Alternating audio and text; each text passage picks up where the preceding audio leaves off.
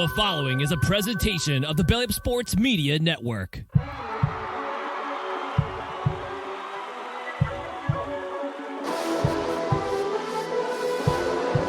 The ball sends it over to Edward. Robles, go! InsertName FC!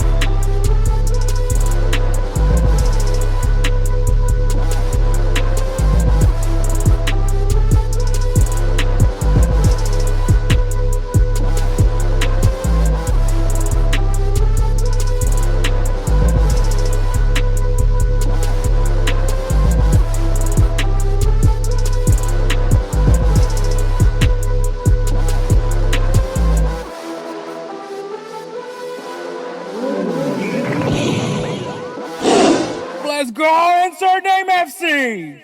All right, what is up, everybody? My name is Hector Flores, host of InsertName FC, a member of the BellyUpSports Media Group, and you can catch us on GolzTV, the Netflix of soccer. It might be the YouTube also soccer content. Any kind of streaming service that you could think of soccer content that's exactly what GolzTV is. But obviously, joining me in this episode is none other than my best friend and the other host of the show. You can't see his face, but you can see the InsertName FC logo over him. Edward Robles. Hey, what's up, guys? Everybody's like, where's that voice coming from? The InsertName FC logo apparently has a voice. Yeah. So, what a week it was this past week. I'm sure I'm gonna get a lot of shit and I'll definitely address it, but because I have to eat crow. I have to eat some crow today. But obviously, big, awesome event that I got to go to. I wasn't the front man for it. I was just going to be there, and that's obviously the La Liga watch party over in Pitch 25, which was awesome. Really great event. Got to meet Diego Forlan. That was awesome. Even though he's an Atletico Madrid player and also played for Manchester United. Some people may not remember that. Or some people probably right now don't even know who Diego Forlan is. But obviously if you guys like listen to the early days of InsertName FC, you would know Edward is a big fan of Diego Forlan. Yeah. Even though he played for Atletico, but I respect him on the international level as well. Like, he took Uruguay in the World Cup. His free kicks were freaking insane. Like, it just my favorite story of Diego Forlan, if we're gonna go ahead and do that, is definitely when everybody was struggling with the ball for the 2010 World Cup. Like, apparently, like, the 2010 World Cup was like the most like difficult ball to work with, which some people may think that's kind of weird to hear. But was that the one where we would always be like, "They need technology"? Was that the one? No, that was the Champions League ball. That was the Champions League ball. Like, I know it had to be like the what was the name? What was the name of that ball? Of the one in the 2010 World Cup, like Janimbe. The Janimbe. I was gonna say jambalaya, but I definitely know that's not it. That's that. Cue it on Guess the Song Jambalaya. But it started with a J. It was the ball for the World Cup. Maybe we'll slap the ball right in front of us right here. But apparently, so my thing is like, okay, so I've been watching One Piece, and there's a pirate, there's a warlord, and his name is Jinbei. So that's why I was like, I think it's Janimbe. Like, I was just making up a name. I was like, I think it's Janimbe. But yeah, sorry. Go cook. Let me see what it's called. The Jambulani ball. You were close. Jambalani. I felt like there was a reason why I kept saying the jambalaya ball. Like, now I remember. I said Jamanimbe. You know, I was close. Yeah, we just knew it started with a ja.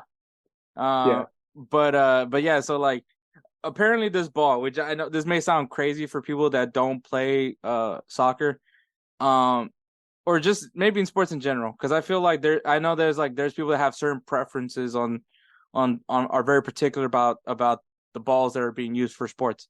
I'm trying to not get that's what she said by Edward right now. But so like for instance, quarterbacks. I know like when I worked at Rice University, like the quarterbacks had like a specific preference on how the ball was to feel for them.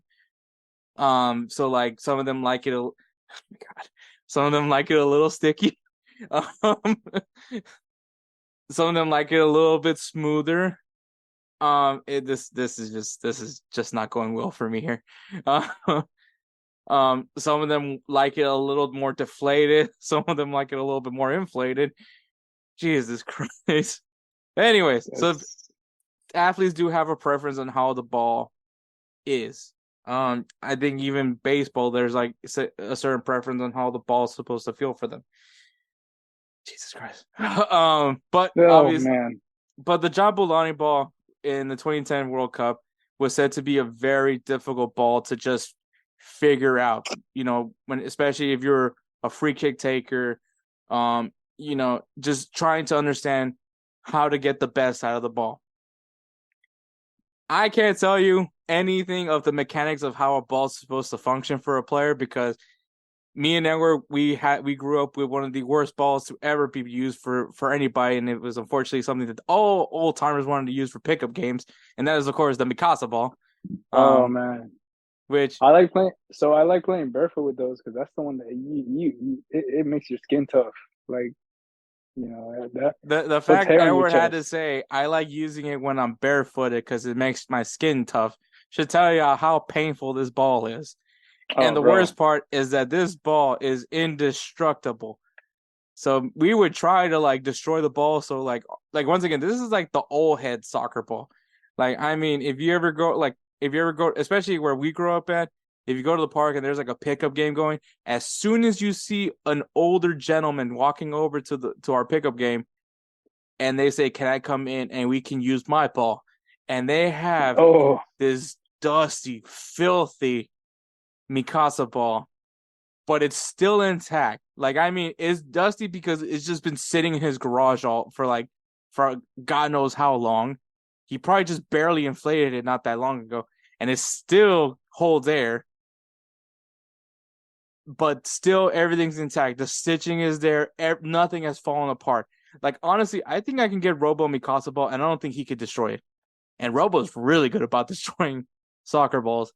But I think he could destroy the inside of it, but not the outside. I think the outside would. Yeah, the outside would. It's not happening.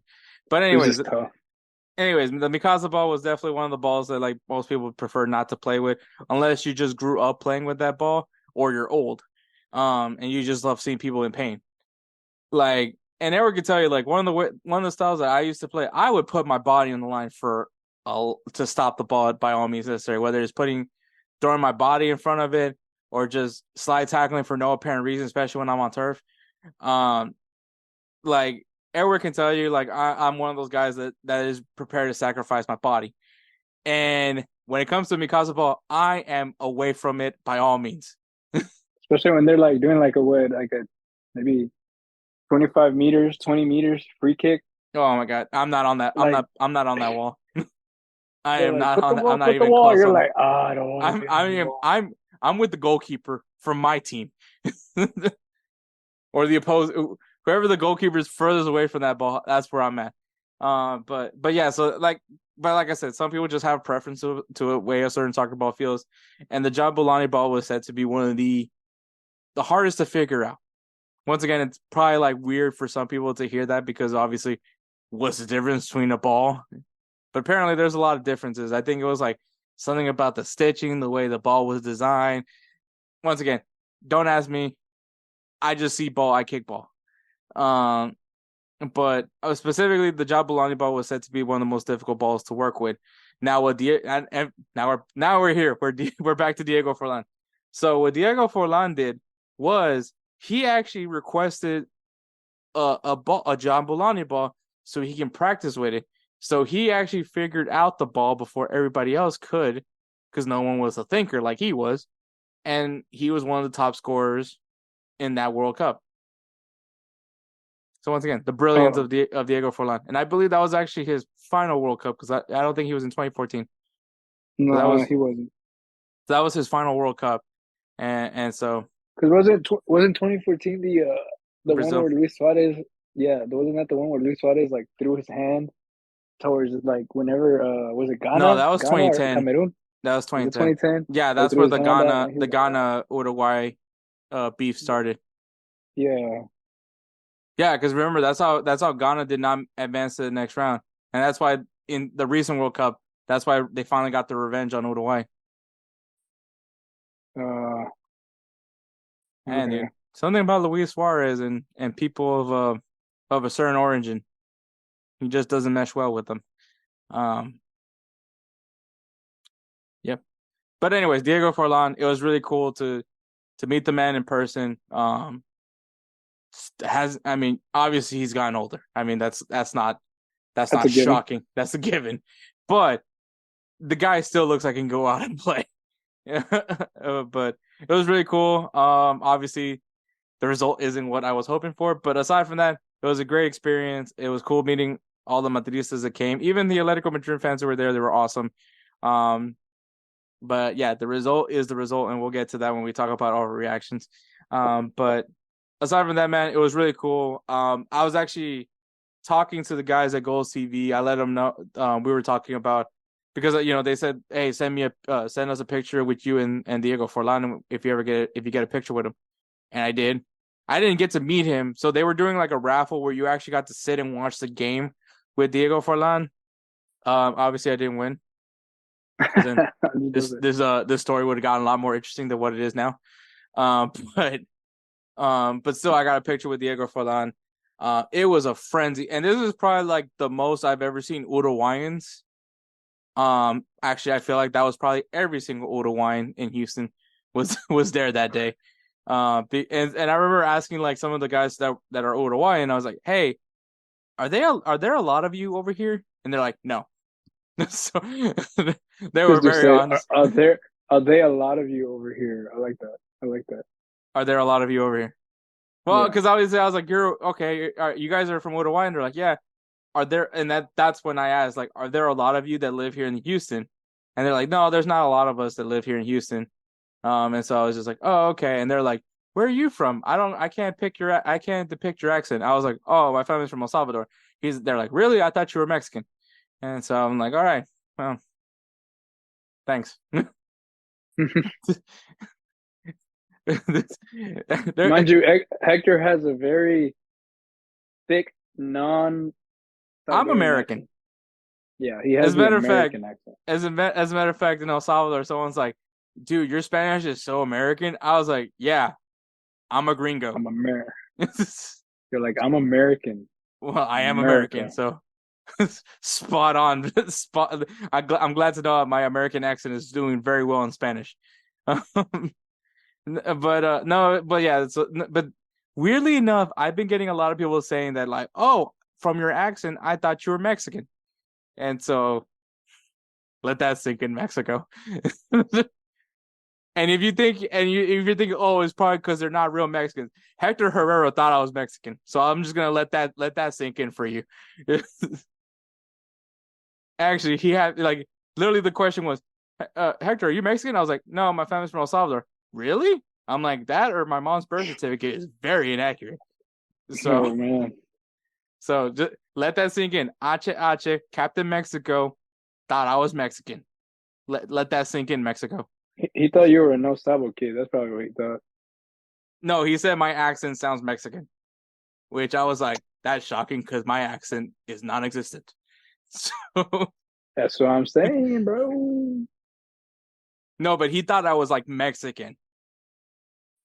Oh, like I'm from the F, which I'm like, I am not. Yeah, you really don't. No. Like I'm as Mexican as like Donald Trump is. So like not even within the sphere. Not even close. I'm more shocked if I get mistaken for Mexican, which I was. But no, Yeah, aside from that, though, like I said, awesome crowd, great to see people, great to see all that. Funny enough, and Edward knows this, I have like the biggest soft spot for Uruguay. Don't know why. I have no clue why I like Uruguay so much. But like the Uruguay national team, like I have like a huge soft spot for them. Like I root for Luis Suarez, Edison Cavani, Fernando Muslera, who I keep saying is underrated, but I don't know, he's not looking too good recently. Diego Forlan. Diego Forlan. Like, I don't know. And then obviously, Valverde is my adopted son. So like This dude. So like, yeah, there's like a lot of for some weird reason, I just like Uruguay. Have I ever been to the country? No. Is there any reason for me to like that country? No. I just like the soccer team. For what reason? I have no idea. I just seem to like a lot of players from that are Uruguayan. Which I feel like a lot of us have that. Like, I mean, there's that one random country that you just, for some odd reason, like. I'm sure Edward has one.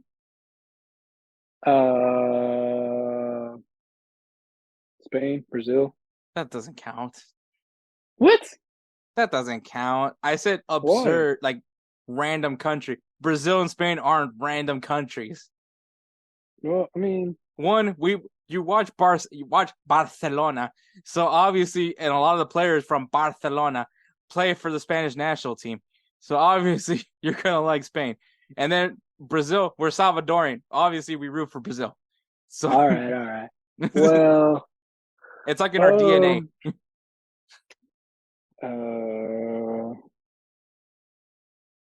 And don't say Mexico because of your kids, because we get it. Your kids are half Mexican.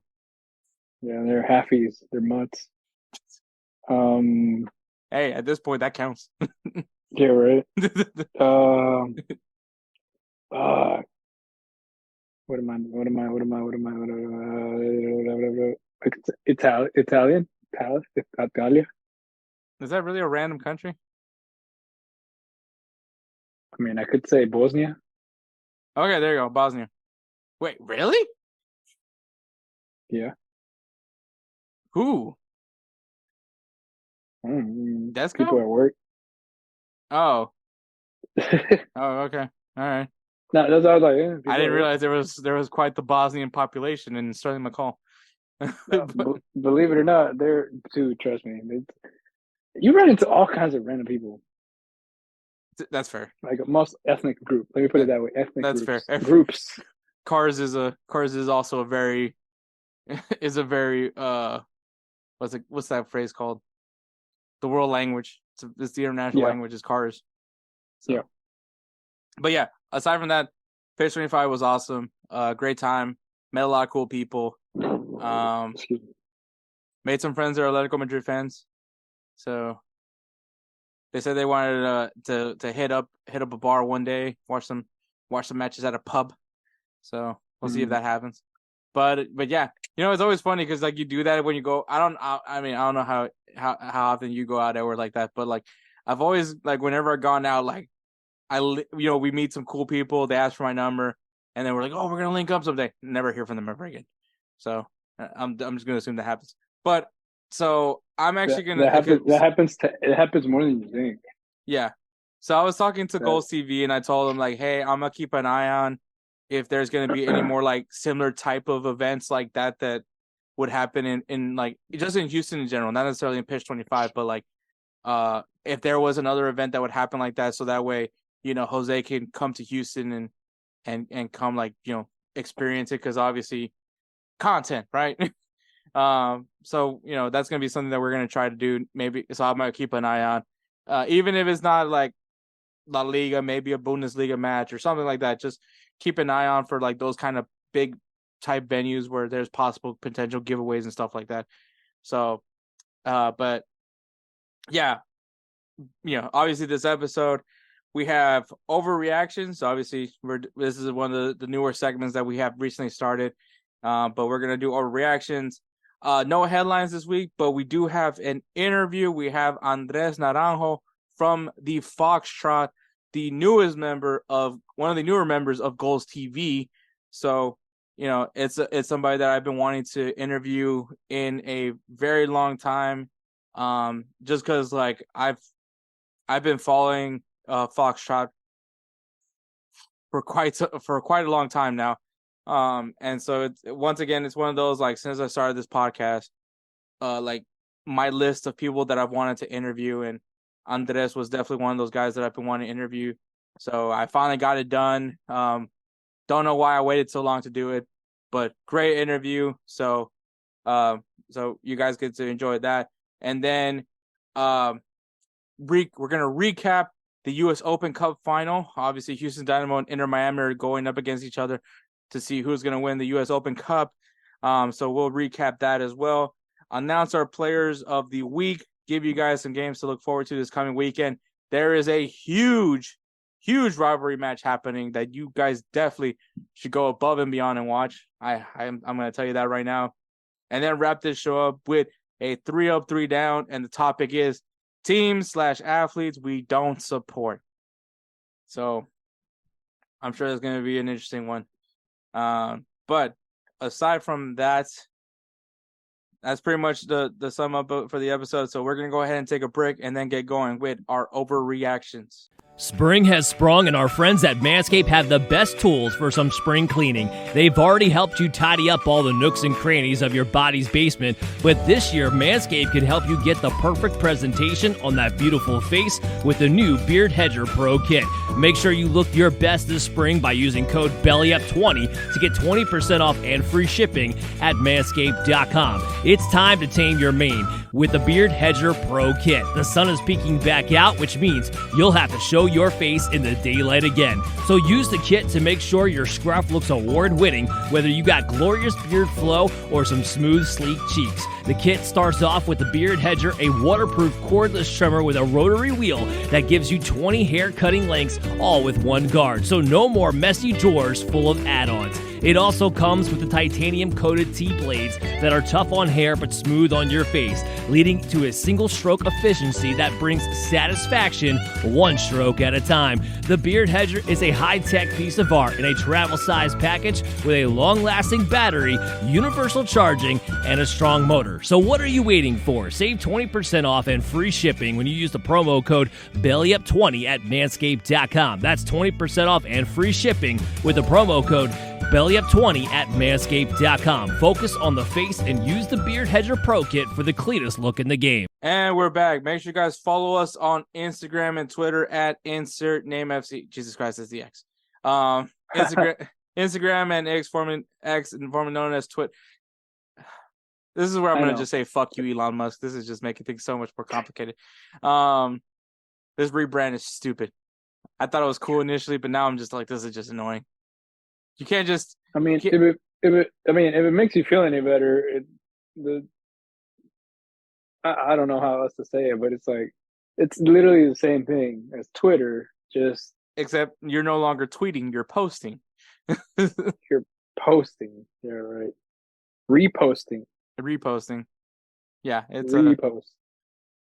It's gonna take a while to really get used to that, but anyways. And then obviously TikTok, where I'm being the old man learning all the filters and stuff about TikTok. But follow us on TikTok at insert.name.fc. So if you guys will have some interesting topics for me to do, unless you guys want me to piss you off with another blind top 10, which I can just do that again. I'm really pissing off these two guys on there with my top 10. Shit. Especially when I put Mueller in 6. No, dude. It's a blind top 10. Do you not know how hard it is to like put somebody in top 5 and then have everybody in your top 5 done, and at number 1 is the only thing you have left because you're thinking I might get Messi, and you get freaking Rio Ferdinand. Like, I mean, like it's a risk. But then what happens if I the top 5's gone and all I have is 8 and I do get Messi, then I'm the real asshole. So you know what? I'm fine with putting KDB and Mueller at like 6 and 8. But it is hard because you want to give them a good ranking, but at the same time you're like, I might get somebody better. Which most time you probably don't. Dude, I was surprised. Like, I think your number 3 should have been your number 1. I forgot who your number 3 was. From recently? Yeah. I think maybe it was like the first I one, did maybe. 2 of them. The first one I had Sergio. That's when I had Rio Ferdinand, and I think my number 3 was Sergio Ramos. Then But it yeah, I should feel have like been number 1. yeah, I feel like that would have been your number 1 pick. I was, oh my god, I was so mad when I got Rio Ferdinand. I was like, fuck. I probably should have like, put nabbit. KDB at 1. You're like, dang nabbit, bro. Yeah. The last one I think I did actually fairly good at. I think aside from maybe Johan Cruyff should have been over Gigi Buffon. But either way, that's actually not that bad. But that could have probably been switched. And then aside from putting Thomas Müller at number 6, probably would have been. But I mean, 5 was like Conte. 4th was Wesley Sneijder. Who was my number 3? I know number 2 was Johan Cruyff. Obviously, number 1 was Gigi Buffon. What was my number 3? I don't remember that. I don't remember. It had to be a good one though. Anyways, if you guys want to see me continue pissing off people, just go to TikTok. Just go check out TikTok. Once again, at insert.name.fc. I'm actually really gonna look this up now. It's gonna take too long. Anyways, yeah. Anyways, but yeah. So if you guys want to get pissed off at like me doing a blind, maybe I'll do maybe then tomorrow I'll do another blind top 10. See who else I can piss off doing that. But wait, no, this was the first one. No, that is the first one. Anyways, doesn't matter.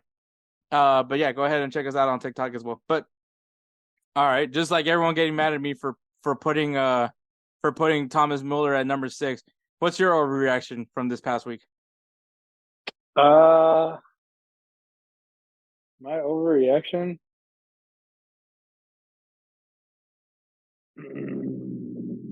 Totti was number 3. That's who it was. Totti was number 3? Oh man, that should have been your number 1 then. Over Buffon? Oh, on the recent one? Oh, okay. No, yeah. You're right. No, okay. So what's your overreaction? My overreaction.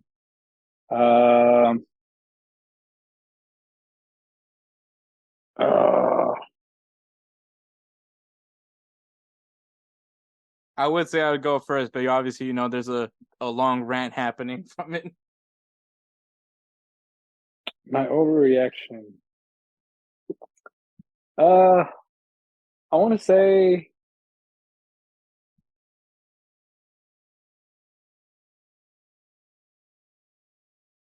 You know what? I don't want to put your shit out there, but the Arsenal game.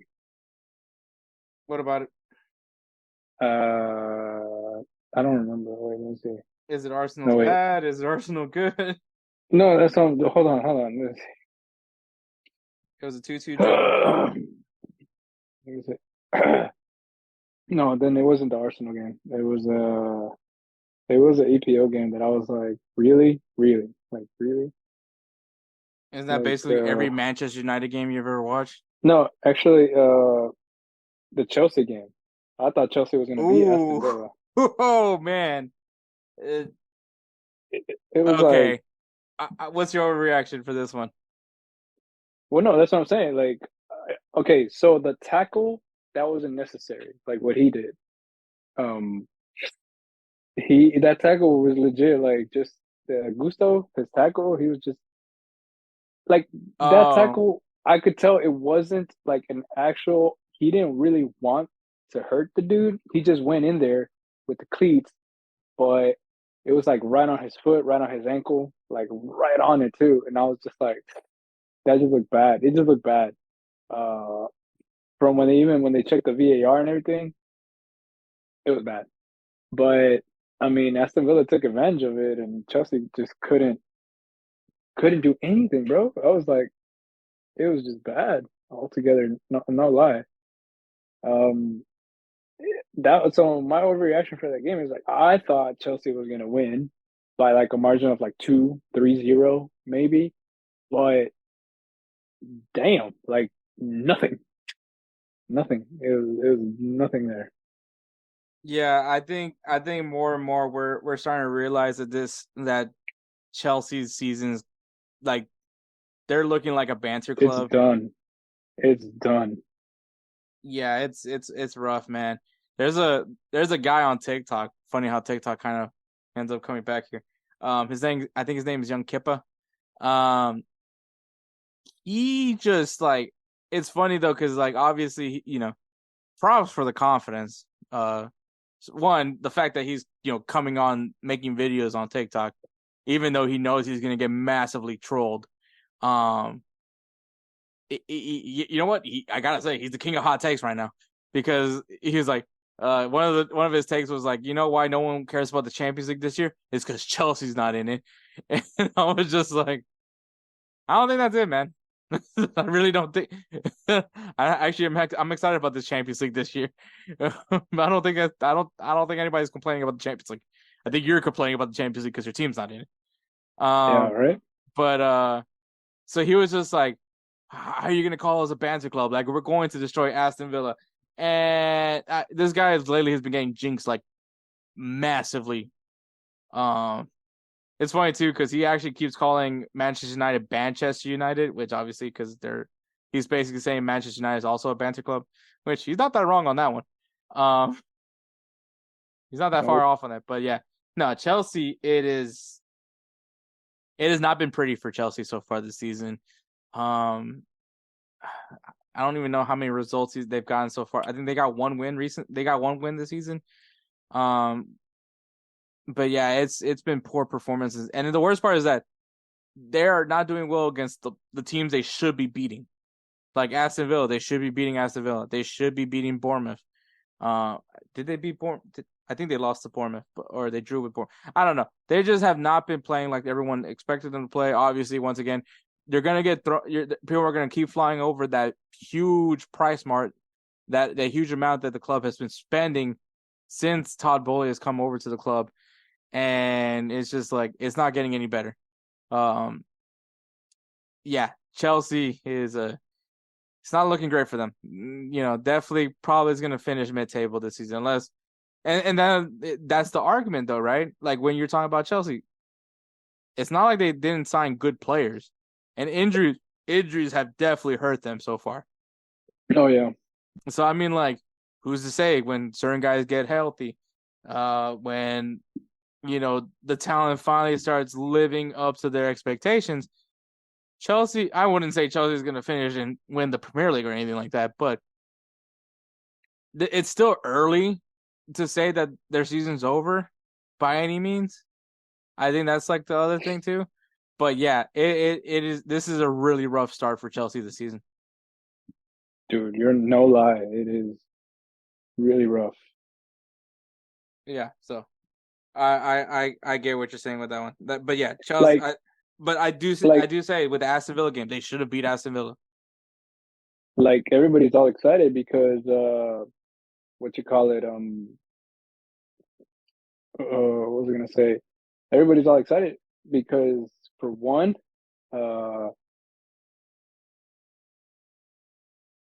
Liverpool they've been on a good streak so far. Yeah, I believe Liverpool right now is in second. But once again, it is too early to start looking at the rankings like that, looking at the table like that. So, but yeah, Liverpool's been looking pretty solid. I wouldn't say Arsenal's been looking solid, but obviously they haven't lost a game. Which they haven't lost, so technically. And then obviously there's Tottenham, who also hasn't lost a game.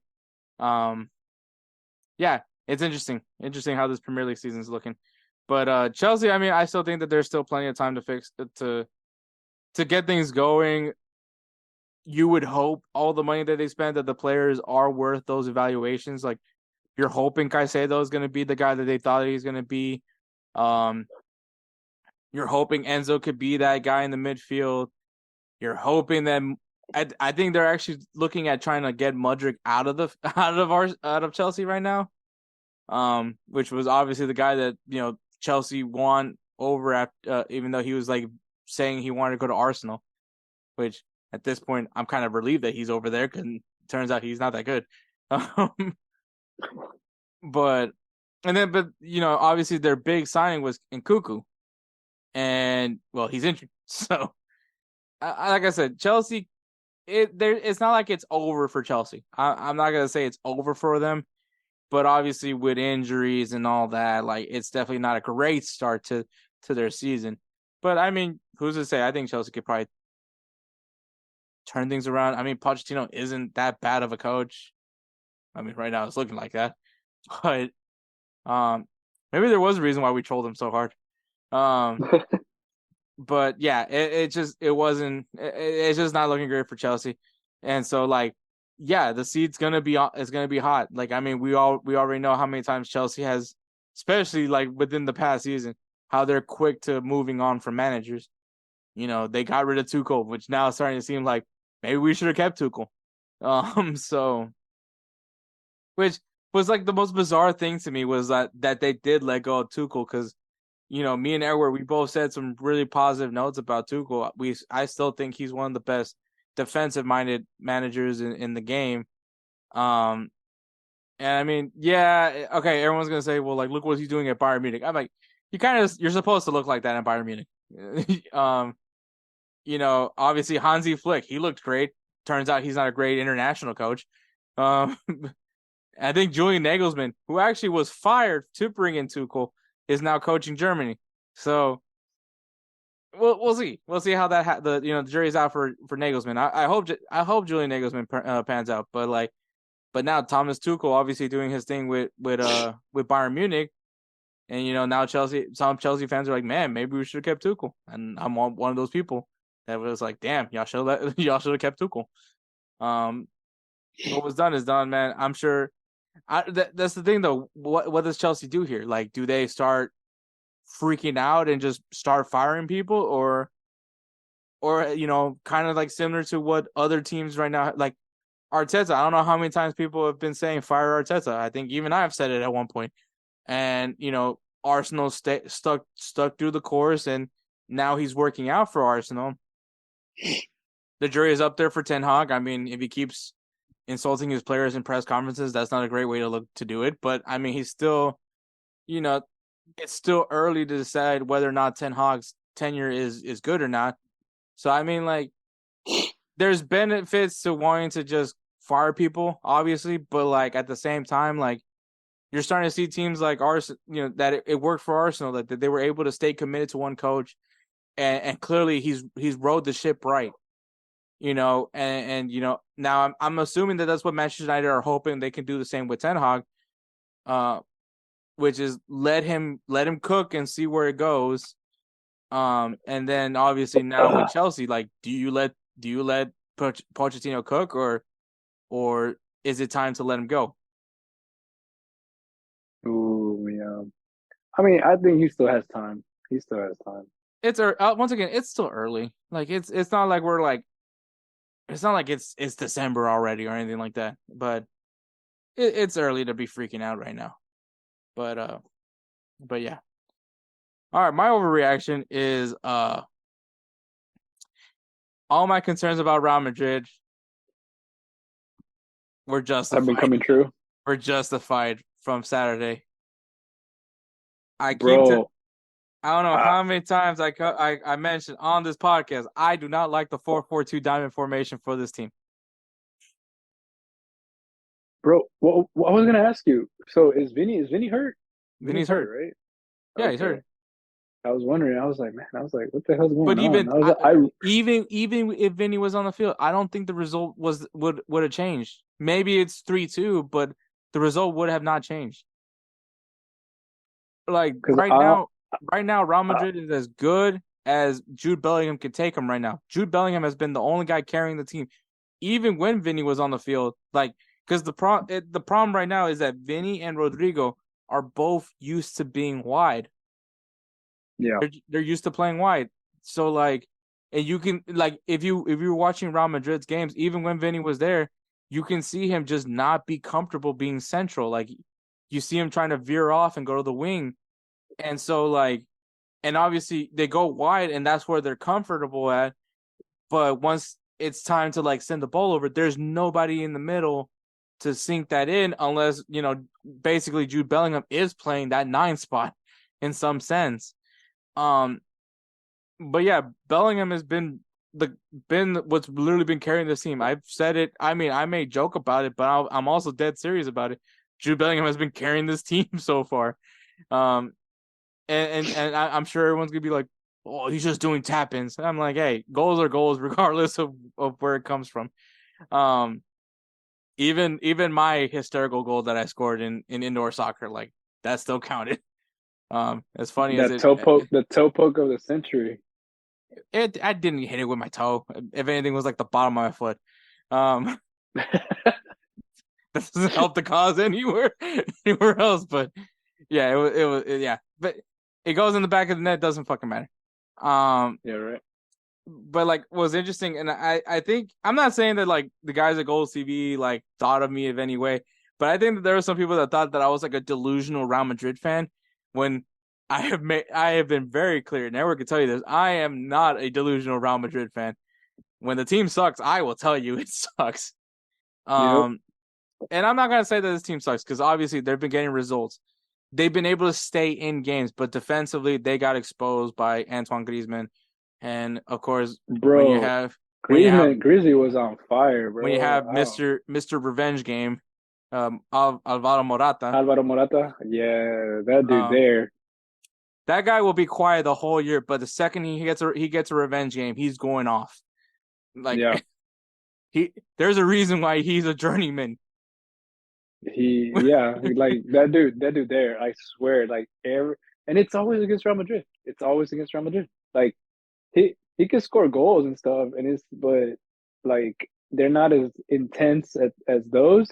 Like, dude, the headers that he did on those, bro, they were fucking intense. Like, yeah. He's Mr. Revenge Game. Like that's literally like if a team could if like Liga wanted to, they could maybe just like let teams just release Morata, and so that Morata could just play whoever Real Madrid's got next, just to see if this fact is proven. But yeah, right. Like Morata just once again Mr. Revenge Game had his day, but defensively, like it was just not great from Real Madrid. Once again, like Fran Garcia has his positives, but defensively there's his issues. Eder Militao was definitely missed in this game. Kepa's inexperience was shown. And I don't want to blame the game on Kepa because the goals that were scored on him I don't think it was at all like entirely his fault. Some people were like, "Oh man, Courtois would have stopped that." Maybe I don't know. I don't know. I think we would have gotten the same result. It's a bit skeptic. The way the defense played today, it was just clear. Atletico Madrid was the better team, by far, not even close. Like they came in with the great game plan, with a better game plan. And obviously, if there's one thing about Atletico Madrid that I can tell you for a fact is that team's got some dogs. Like, I mean, freaking dogs on that team. Bro, I think it has to do with Simeone, bro. It makes so much sense why Simeone brings these guys. Like, it's funny because they look like head scratchers to you for a second, and then when you really take a good look at them, you're like, I can see why they're here because they're a Diego Simeone guy. Like they're just straight up dude. dogs. Okay, so even after the second goal, you don't see Simeone like celebrating or whatever. Like he's literally talking to his player. He's like, "Hey man, I need you to do this. And then that's when he was like, he was still saying his instructions. Like he didn't yell and did his whole celebration or anything. He was just like, "All right, yes, cool, all right." And then he called in the midfielder. He's like, "Hey, come here." And he's talking to him. He's like, "Hey man, I need you to do this. Let's tell these guys to do this." Like basically, he's trying to direct everything to make sure we keep this lead, we keep this win. Like that's a Simeone, like that's a Simeone standard. Like he will not just be like, "Yeah, go," like jump and celebrate and everything, and then just stay like on his side. And it's because he knows. It's because he knows. And obviously the thing that he knows is, especially when you're talking about Real Madrid and Barcelona, like they can easily come back. And it was looking that way, especially from that Toni Kroos goal. Like it looked like, okay, they're starting to rally. They're passing the ball a little bit better. But once again, it was at that final moment they just couldn't execute. Overall, I would say the ball distribution was very good for Real Madrid. It was just once again just one little error, especially in that final third, where it was like, all right, let's finish it off. Let's put it in the back of the net, and nothing happened. Once again, I still say it does come back to the fact that the 4-4-2 diamond is not working for Real Madrid. It's not working for them. You need guys like Rodrigo and once again, I know Vinicius is out for injury. Once again, I think some people thought that I was delusional because I didn't realize Vinicius. I know Vinicius is not playing, but I pointed it out plenty of times. Even with Edward knows that Vinicius. I think Vinicius does not look comfortable on the wing, like playing central. And Rodrigo, who has played more often like central, you can still see that he would prefer to be out wide. Like at this point, just Ancelotti, I beg of you, just try the 4-3-3, put Joselu up top, and let's just see what it looks like. Like, I mean, why are we calling it off before we even give it a real fair shot? Like, Joselu was actually a good forward, a good number 9 last season for La Liga. I know he's not who we wanted to get originally, but he's the only 9 we have. Yeah. Unless you want to all of a sudden use Camavinga as a 9. But like I really doubt that's gonna happen. But that's just a joke that he just puts Camavinga everywhere. Hey, but no joke though, the freaking shot that Tchouaméni did, dog, that was a nice shot. I really thought that was going in. Also, it was like low centered, and I was like, damn. Also, if Rudiger, I swear to God, if Rudiger takes another for no odd reason way outside the box shot, I want that guy sold. Like I want this guy out of Real Madrid. If he tries that one more, he's done this too many times now for me. Where it's like, bro, what are you doing? Just pass the ball.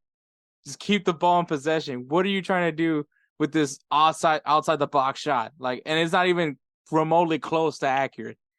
So, like, yeah, I think I'm not a fan. He's trying, man. He's trying. He's trying. Okay, cool.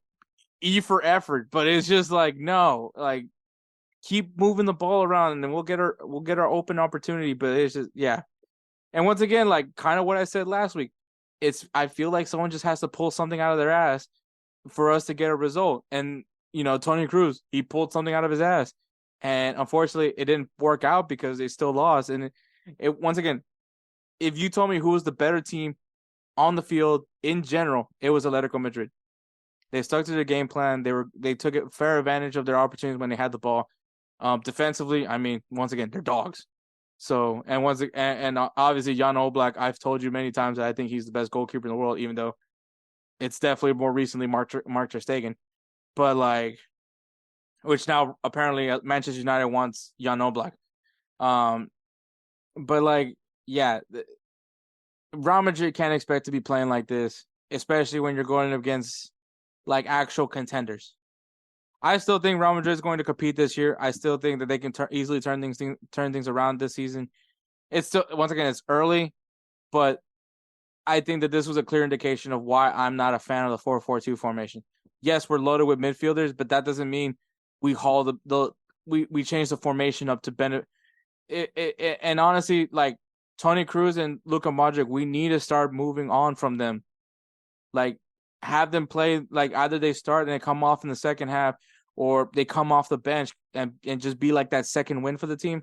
But like we gotta see what this midfield is gonna look like with Camavinga, Valverde and Tchouaméni and Bellingham. Like we need to start seeing what these kids can do, what these younger guys can do. At this point, like I love Luka Modric, I love Toni Kroos. Like they've given me so many great years as a Real Madrid fan, but we need to start moving on from these guys, and we need to start seeing what we have in Valverde and Bellingham. Well, we know what we're getting from Bellingham, but what we're getting from Valverde, what we're getting from Tchouaméni, and what we're getting from Camavinga, because like they're not really getting those opportunities, and the diamond isn't gonna. The reason why I don't like the diamond is because realistically, if we do get Mbappe, realistically, if we do go get our number 9, we're going to go back to the 4-3-3. So why are we playing a formation that we know we're not going to use, especially when the 4-3-3 has been our bread and butter for these past couple of years? Just stick with what the club's game plan, the club's mentality has been for so many years. I get it. We have a lot of midfielders, but let's play to our strengths, and our strengths is our wings, not our fullbacks. Because Frank Garcia has been very beneficial off of the wing play. But to be honest, like, if that's the case, then just make him a fucking winger, because like he has been a defensive liability this season. So like I like, it's clear that we can't go off of we can't have our fullbacks be like the main contributors on the wing. It has to be our wingers. That's why we have Rodrigo and why we have Vinicius. That's why you gave them 11 and 7, was to be our guys on the wing. Just let's see who our number 9 could be. That's all I'm asking. And I know it's not Joselu, but I mean, the guy at least scored a goal. Yeah. And if not, then just put Jude Bellingham at 9. He'll be the new number 9.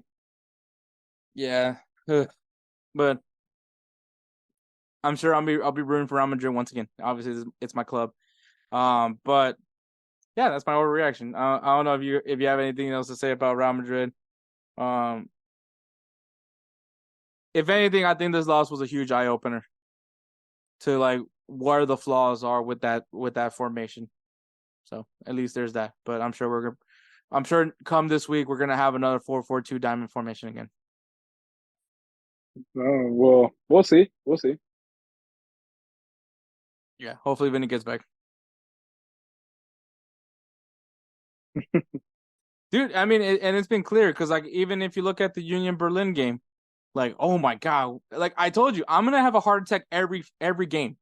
Every game's gonna be a heart attack for me, because it's gonna be one of those down the wire games where, you know, I'm either like we're just tied for the whole game, and then all of a sudden Jude Bellingham, like I said, Jude Bellingham or somebody pulls something out of their ass, and then we get the dub, or like it's just gonna be those narrow wins, and like, you know, I'm glad that they can win games like that, but I want some comforting wins, especially against teams that we should be beating in that manner.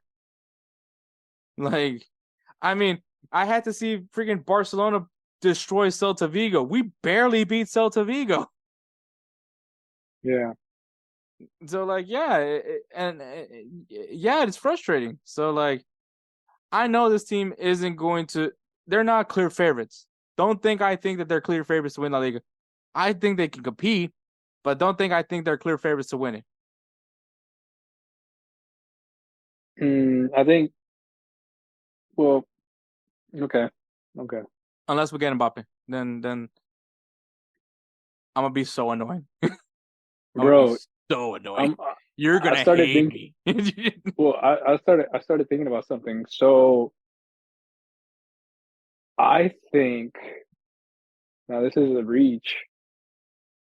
I think that Man City is gonna end up getting Mbappe, and they're just gonna be. I hate you so much right now. The thing is, like, they have the funds, and I feel like they have the move. Like, they'll make the move. They'll be like, whoever's on our left wing, we're gonna go ahead and move him around, or he's just gonna play. They're gonna give Mbappe Jack Grealish. Bro, honestly, yes. Honestly, I really think so. Like, I really think so, because I think it would be an insane fucking front line just with Haaland and Mbappe right there, like in their front line, bro. Like, that would just be insane. And then who would be? And I mean, you got to see who's also feeding them. It's Phil Foden, you know, like. I mean, I see your point, but I just think, like, if these two are wanting to compete for Ballon d'Ors, I think them being on the same team would not help them. Like, no, I know that, but the thing is, like, you got to think about it. I mean, you're making a valid point. I'm not disagreeing with it. I agree. Manchester City probably, if anyone has like the funds to get Mbappe, to have the best of both worlds, to have Mbappe and Haaland on the same team, is definitely Manchester City. I personally don't want that to happen, because obviously I'm invested in Real Madrid, and I would hope that Mbappe who keeps fucking teasing me that he's going to go to Real Madrid, is going to finally go to Real Madrid. But I mean, even though I would freaking if he goes to the EPL, that's freaking get my popcorn twice a year to see Mbappe and Haaland.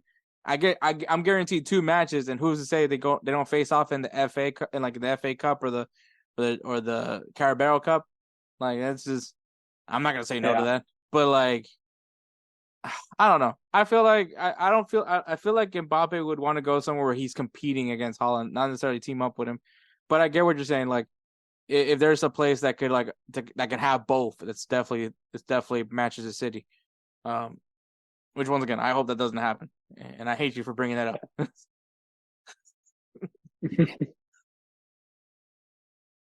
But if there's anything else, yeah, that's the overreactions for this week.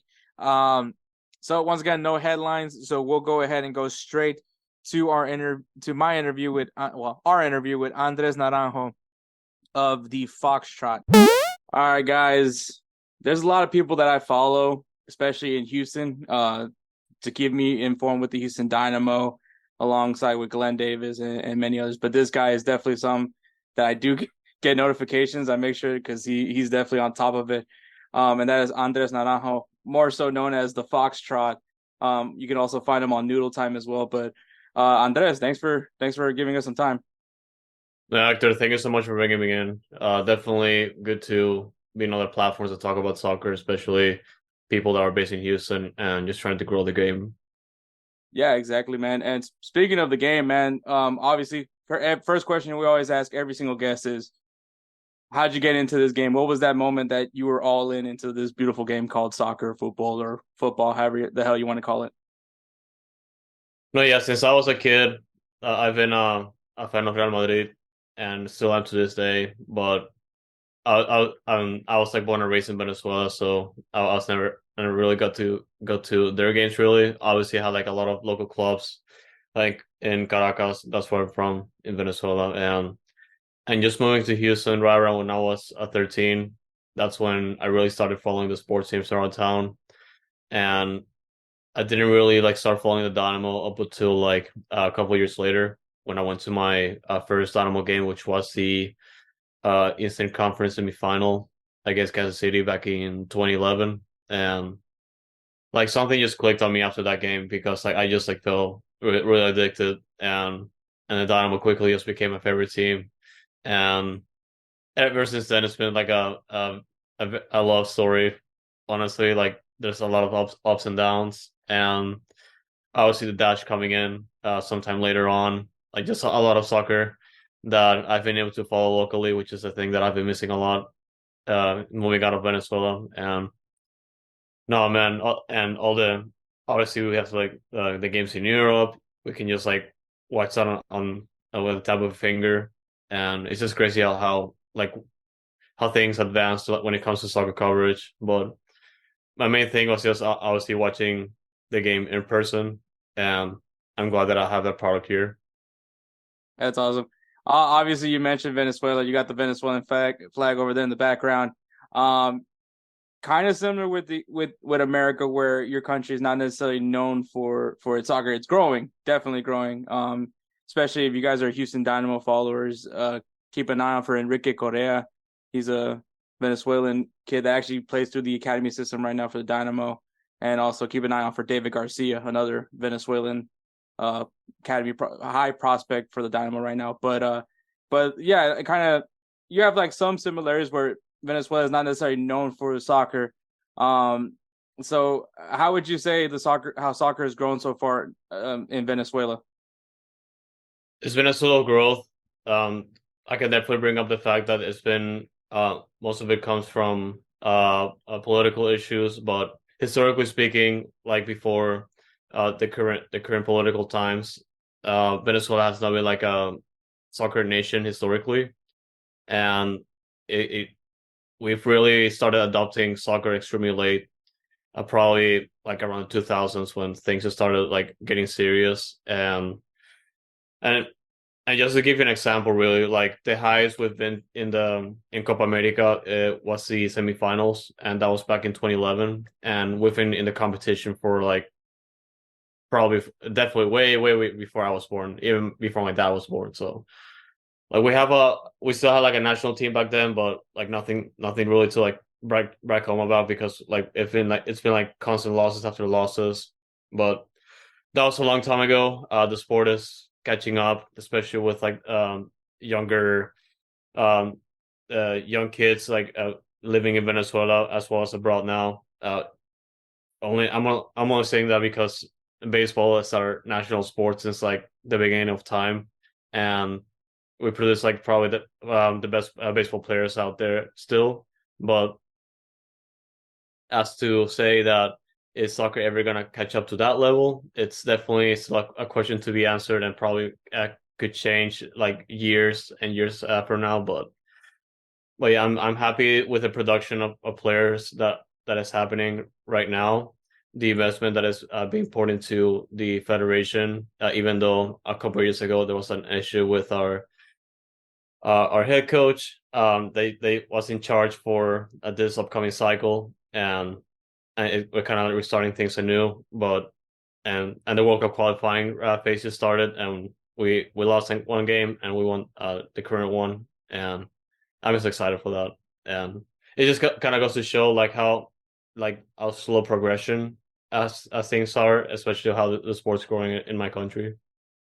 Yeah, exactly. And like I said, it's very similar to like the US, where soccer is not necessarily the most popular sport. I think it's obviously a little different, but I think it's coming from two. I think you can probably relate a little bit with the US in some level. But obviously Foxtrot, you saw your first Dynamo game. It was back in 2011 Eastern Con. Also, by the way, what a game to be getting into the Dynamo. By the way, for that one, definitely like some of the golden years of the Dynamo, I would say. But from there, you obviously got invested into the club. And where was it where you were like, you know what, I don't see a lack of coverage. How do I get myself into it? What was that moment for you? No, honestly, when I was still in school, like around 2015, I was like, I should do something about it, because like I like this team too much, and it's kind of like an unhealthy obsession, and I want to share that passion with others. So I pretty much just started mainly on Twitter, and that's where things are still right now. But like over time, it's been just like constant growth, and just getting to meet new faces because of that. And yeah, back in school, I was just like, maybe I should just create like some sort of away supporters group for the Dynamo, because at the time when I started that page, I moved to Austin for school, and that's where I'm currently at still. But yeah, like it didn't work out very well, because I was still a minor, and it was gonna be like a little bit weird to plan around like watch parties and all that at bars. But then I was like, man, yeah, I should just rebrand to like a page that dedicates to following the Dynamo and Dash, and at the time it was also RGVFC when they were partnered with Dynamo. But it started that way, and as I was growing, like obviously as getting to adulthood and all that, getting to learn more about MLS and WSL, and just how things work, and when it comes to soccer in North America. Like it definitely helped me understand things much better. And obviously that experience that I went through, especially with a lot of bad Dynamo seasons and Dash as well. It was hard, but at the end of the day, like it was a very, I'll say, like good experience to like get to know how low can we go and what can we learn from it. And yeah, like it's been an interesting balance. Like thankfully there's been like some highs like along the way when it comes to both teams, and I'm just happy that I was able to experience that. And you mentioned the tough times, and obviously you're over here trying to build this platform, the Foxtrot, to be informative for the fans, because I'll be honest with you, at some cases I felt like you were the only source of information to a lot of the fans, because we didn't know what was going on. We didn't know about any potential signings or any of that nature, and it was mainly you doing that hard work, that grind. And I think that this is something for anybody that does any sort of content creation, or even creating a platform where you have to follow a team, especially when you're invested not only as kind of like a journalistic investment, but you're also a fan. And I'm sure that you had those days where you're like, I really don't want to. I don't really want to fucking follow this team today. But honestly, yeah. So what was that motivation for you to keep going even when times were getting rough? Like, honestly, my motivation, especially when I started, like there were a couple of beat writers flowing around the Dynamo that just really inspired me to just go to the next level. And I'm only saying that because they were covering the team, despite the team being just in really bad shape and really just killing the fan base to an extent. And and like over time, like I've been able to like learn how they really managed to get all the news and all that, and they've been doing a lot of the heavy lifting compared to me, because like they were the actual journalists, and I was like, even though I like to still seek the answers, like they were providing those answers to us like in that specific platform, and I was more than happy to just try and resonate that with like the fan base, as well as other casual fans that don't necessarily follow Dynamo, to follow those types of that kind of news. And no, yeah, like the thing that really like also this happened over time, like the beat writers either stop working for like the newspapers or the publications, or just stop like cut off the team completely just to move on to something else. It was really kind of upsetting, only because we pretty much just lost a source, and it was getting hard to try to keep a beat of that team. And that's kind of where we're at right now, because since I started, like the beat writers that I trusted a lot that were dedicated to the Dynamo are pretty much just gone. Like, given there's definitely national writers that may say something about the Dynamo here and there, but they're not fully dedicated to the Dynamo, and that's really sad to me, because there's those journalists that are still, like to this day, are dedicated to other teams, but the Dynamo really don't have anything, because like it's not like really feasible for publications, or it's really not worth that time. And that's something that I really want to do, like over time. Obviously, like I don't have like a direct source to the team to like give me those types of news, but at the same time, with my experience, I've been able to try and sort out like what's actually true and what's just like a really bad rumor, and just really try to share those types of news over time. Yeah, obviously, you build your partnerships, and you mentioned that about losing so many beat writers that have committed to this game, and yeah, as a fan, like I said, frustrating, especially growing up in Houston, where Houston, everyone talks about soccer capitals. I am not here to tell you that Houston's the soccer capital of the U.S. in any way. I will tell you it's New Jersey, just because, I mean, look how many players have come out of that New Jersey area. But I mean, Houston has its uniqueness. It's always been to me like an untapped market, just in general when it comes to this game. But if you would be able to best describe the soccer culture in Houston, what would that be to you?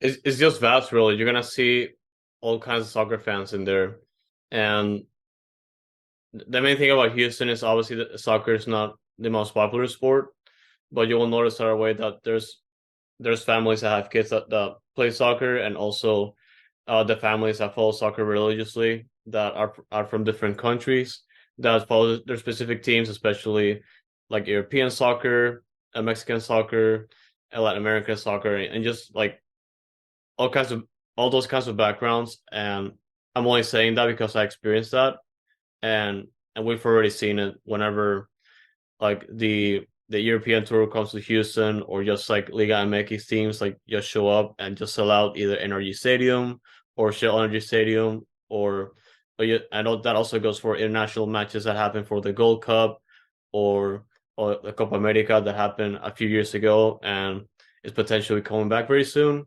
And not to mention that we're also going to host a World Cup, so that tells you a lot. We have like a vast like a really like vast collection of soccer fans that just live in Houston and just are very knowledgeable about the game.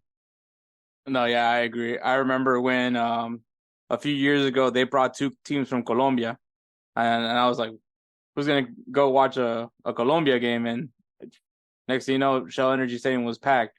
Uh, and so like for me, just like you said, like there's cases that shows that Houston can fill up, Shell Energy. And I mean, it has over the years, like, especially the golden era for the Houston Dynamo back when Brad Davis was the captain of that team. But like when we had that undefeated streak, we had plenty of examples of filling up that stadium. But what is it that's missing that how come we can't reach out? Why can't the Dynamo reach out to those other markets? Like, what is it about this team that just simply does not seem desirable to those fans?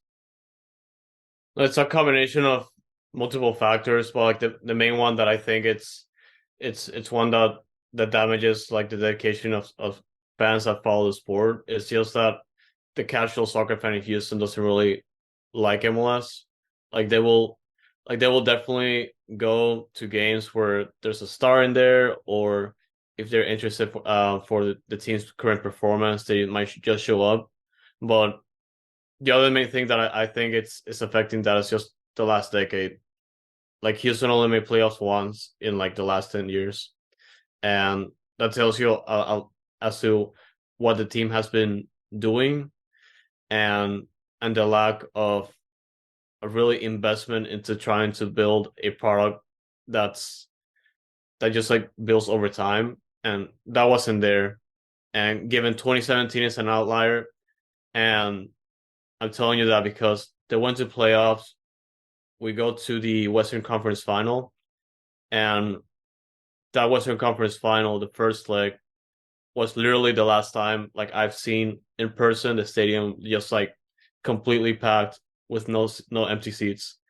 And that for me that tells me a lot, only because people are watching or just looking at the Dynamo to see how they're doing. And at this point they've been burned so many times that they just like cautiously optimistic as to how things are going now. Like given that the team is doing very, very well as of right now, we've been burned so many times. So it's really tough to convince them to just like, hey, it's over. Yeah, come on over. It'll be very nice, but at the same time, that the casual soccer fan, and that doesn't just go for soccer, just like the casual Houston sports fan, they're gonna see results pretty much every time before they make that decision.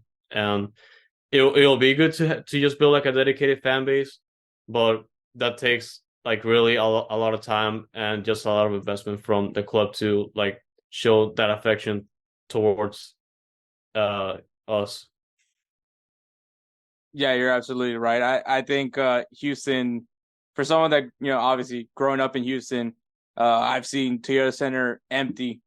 I've seen Toyota Center packed, and some like kind of what you're saying, that fair weather waiting for a player. Like even when the Rockets were good, you're talking about like James Harden, Chris Paul, that period. You still couldn't fill up the arena, but it'll get packed when Steph Curry shows up. So I mean, I think that's always been the theme with Houston. I mean, the Astros. I remember there was a time where $50 could get you in the first level in Minute Maid Park because the Astros were terrible. Now, that's probably going to be in like the nosebleeds. So I mean, I think all the things that you're saying is right. I think if Houston could be the Dynamo in general, specifically, if they could be competitive, it'll definitely get more attention because obviously I think the city just wants to be affiliated with winners.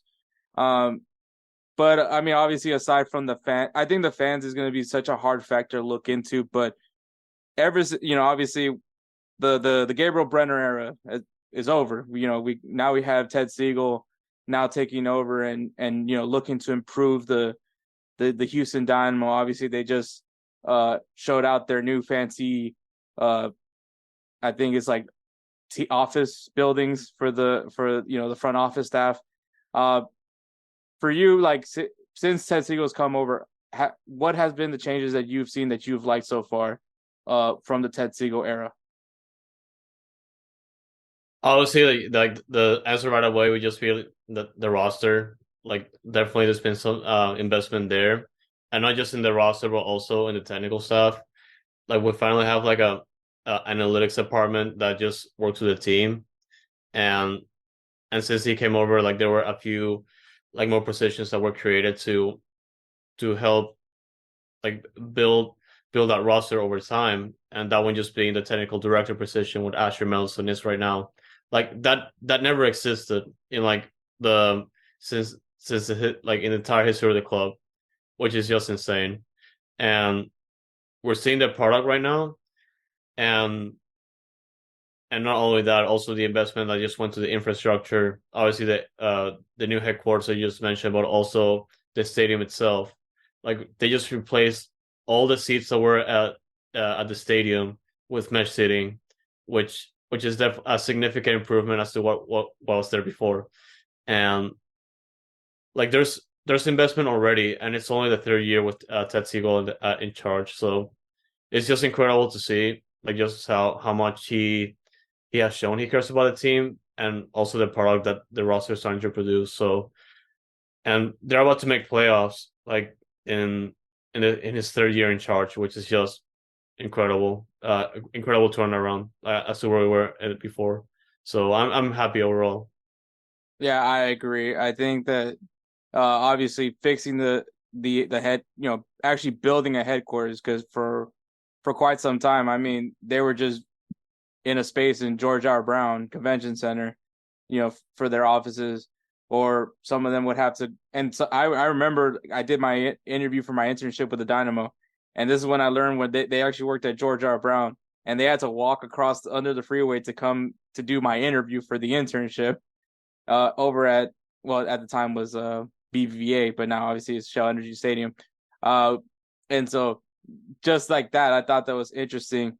And I could tell you right now, like the training facility over in Pearland, like it's getting better as well over there. I can tell you that personally myself, for someone that also, like I said, interned over there for the Houston Dynamo. But yeah, Ted Siegel, I think he's doing what he needs to do to get this club right. At the end of the day, though, obviously the product has to be shown. Which, I mean, the team is performing. Maybe on the road there's some inconsistency there, but they're in a place that we haven't seen in such a long time, which is in a very strong playoff position. But obviously, you're building your platform with the Foxtrot. What made you want to go into podcasting? Honestly, something that I really wanted to do for a long time since I started this, and the main thing about doing it is just commitment and trying to get a crew. And obviously, I started with my previous co-host Tony, and we got things going for sure. But unfortunately, things like changed, and Tony had like different commitments, so he had to like move on to something else. Well, then obviously the analytics come over. That's OSG, Herman Benitez, and we just decided to like partner up and just really start the podcast right away. And I'm happy with how things have turned out, because we've been posting at least one episode every week since the season started, and that's something I've never really committed to up until that point. And OG and Herman, they've been there since day one, and that they're more than willing to help along the way. And also Juan Pereira, which is like a little bit of an Dynamo insider. Like he has joined us recently as well to like write articles and participate in the Spanish version of the podcast, which is Dinámico, and it's going great. Like in the first year, like I'm getting so much help from them, and they're definitely like helping the product itself like grow over time. So I'm thankful for that, and really just happy that people are just listening to our stuff. No, yeah, I mean, I will tell you from experience, the first year is always the hardest, but once you get over that first year, once it's honestly just a trial by error kind of thing. You just kind of learn as you go, and yeah, man, I think it's one of those things that I kind of been proud of the city, from my early times with Saw Sports, doing my content creation over there with them, but now seeing more and more people popping up and creating content, not specifically towards the Dynamo, but even just Houston sports content growing. It's been amazing. But like specifically with the Dynamo, seeing you guys, obviously doing your guys' podcast, the Houston Dynamo, so many other Dynamo podcasts that have been just sprouting out, and I've been enjoying it because at the end of the day, I think that like it is on us to try to grow the game because like everyone's had the same complaints. We've been talking, kind of how we mentioned earlier, like losing those beat writers, and sometimes we just need to find those voices to represent Houston. Obviously, I don't do it as much because I cover the game broadly, but for you guys, obviously having that niche market, I think is so important.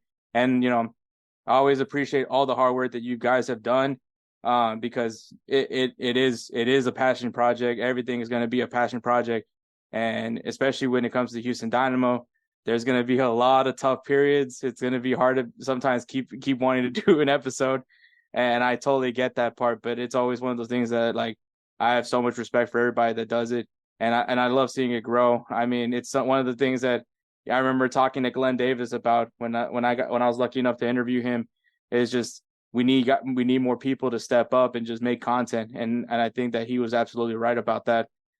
So it is one of those things that like it takes a village, it takes a community, and I think just starting out with you, just a little Twitter account, maybe not you didn't know what it was going to come from it, but now where it's grown into where it's now, and now you're with GolzTV, which was like that moment where I was like, you know what, let me finally reach out to this kid. I don't know why I waited so long. Like I've said, I've always admired all your hard work, especially now that you're telling me how young it took you to create that Twitter account. Makes me feel fucking old. But like, but that's really what it is, man. Like, it's to see you like now being featured on GolzTV, and I remember hearing Jose talk about like, yeah, man, we need some Houston Dynamo representation here. Always talking shit about our shitty attendance, but like, yeah, man, like seeing you guys grind. But you heard my thoughts on the Houston soccer community. What is your thoughts on the growth of like just content creation for the Houston Dynamo?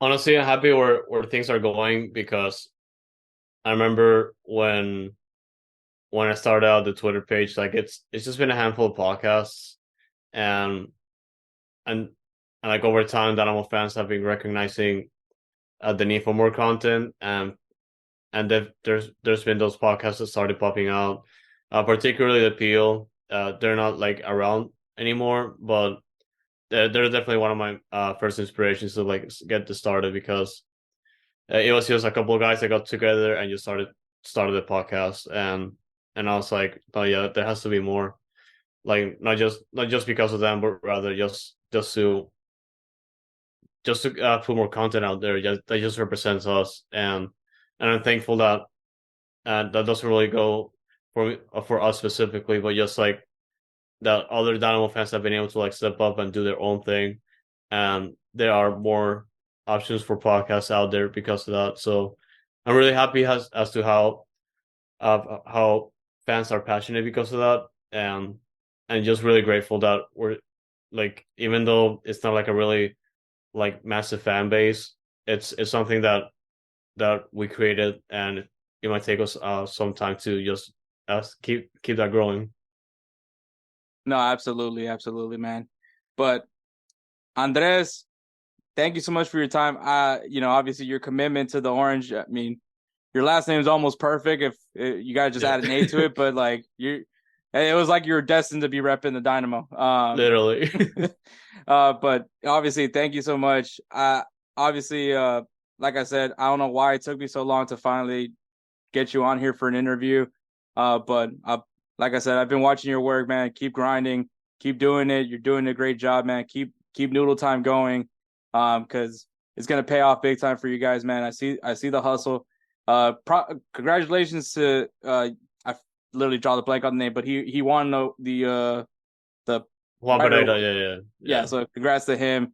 Herman is actually somebody that's followed me on Twitter before. This is like before even InsertName FC, but I was he always like gives a like to my tweets, so I appreciate it for that too. But obviously, keep doing what you guys doing, man. All right, the rest of the time is yours. Go ahead and shamelessly plug everything that you want to plug. No, yeah, Hector, thank you so much. Like, no, thank you for your kind words as well. Like, it means a lot to us, and like I said early on, like it's we're just like really, like it really encourages us when people just like listen to our stuff and give us feedback, even if it's constructive. Like, it's something that we take it seriously, and we just like to keep that in mind, to keep growing and to see how we can improve things if we have to do that. But yeah, my shameless plugs. I'm mostly on Twitter, X, whatever you want to call it, at Dynamic Foxtrot, and we do have a couple podcasts out there. Like, but they're mainly going to be on the Noodle Time. They're going to be in your most popular platforms where you listen to your podcast, and through Noodle Time, that's where I post the main podcast, which is that one, and also Dinamico, which is the Spanish version, and Insert Ramen, which is kind of like a small segment that we do with other content creators that follows other teams that are not just Dynamo and Dash.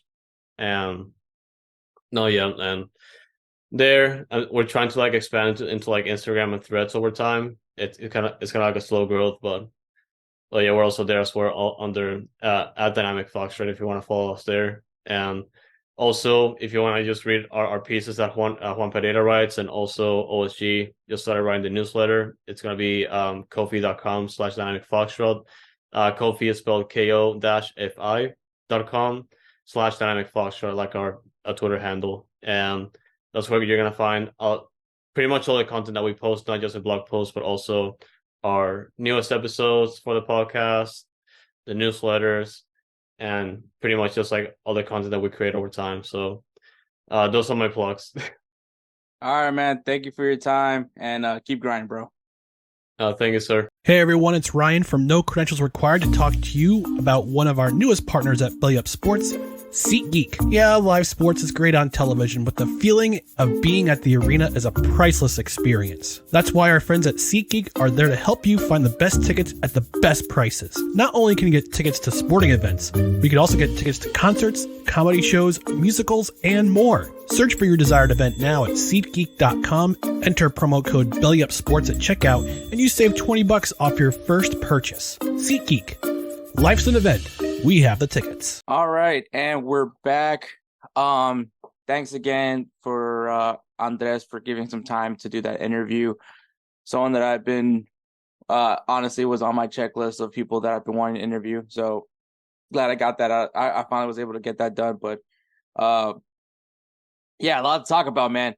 So along with the US Open Cup, I didn't realize. Great. By the way, great promoting Apple TV, because I didn't know about the Campeones Cup till like recently, specifically yesterday. So I guess I wasn't really keeping track, but so we'll preview Campeones Cup and then we'll preview the Open Cup final. But Campeones Cup 2023, which is obviously the winner of the MLS Cup versus the winner of the most recent Liga MX trophy, or I don't know. Maybe they decided it through from the Campeones Cup, but Tigres ends up we're facing off LAFC in the Campeones Cup, and yeah, so it ended with a 4-2 win in penalties. Tigres had 65% of the possession, so Tigres always being that team that they are. Both teams had 3 shots on goal. Tigres had 13 shots more than LAFC's 8, and there was 2 red cards in that game, which was Diego Palacios in the 63rd minute, and then Rafael Carioca in the 85th, and of course Tigres ends up going to penalties to win it 4-2, giving them the Campeones Cup. And of course Steve Cherundolo, once again, one of his biggest complaints, and I'm not going to sit here and tell you that he doesn't have a justification to it, because yeah, if MLS wants to continue to improve these how MLS performs in these type of tournaments, they do have to take a look at how they do rosters and even scheduling. That's something that I've been complaining myself, because kind of using the Champions Cup, for example, most of the teams that are competing it besides MLS teams are in the middle of their season. So meanwhile the MLS are just getting started with their preseason, usually around that time for the Champions Cup. I don't know how CONCACAF's going to do it this year, but I'm assuming it's still going to be the same. So there is going to have to be some changes in MLS if they do want to generally want to compete in these tournaments. Though I think now it's kind of I think MLS is going to improve the rosters. Obviously they're going to increase the salary cap. I believe they're also going to add an additional designated player. But obviously, I think while that's important that they're doing that, the other thing for me is also that they have to maybe reevaluate how they want to do the scheduling of the seasons to maybe be more in line with Liga MX or and the rest of CONCACAF. But that's probably like not gonna happen anytime soon. I think it just is what it is, kind of thing. But I know that there is going to be like improvements as far as roster. But weirdly enough, it's LAFC yet again. Steve Cherundolo yet again complaining about it, and once again, I feel for him.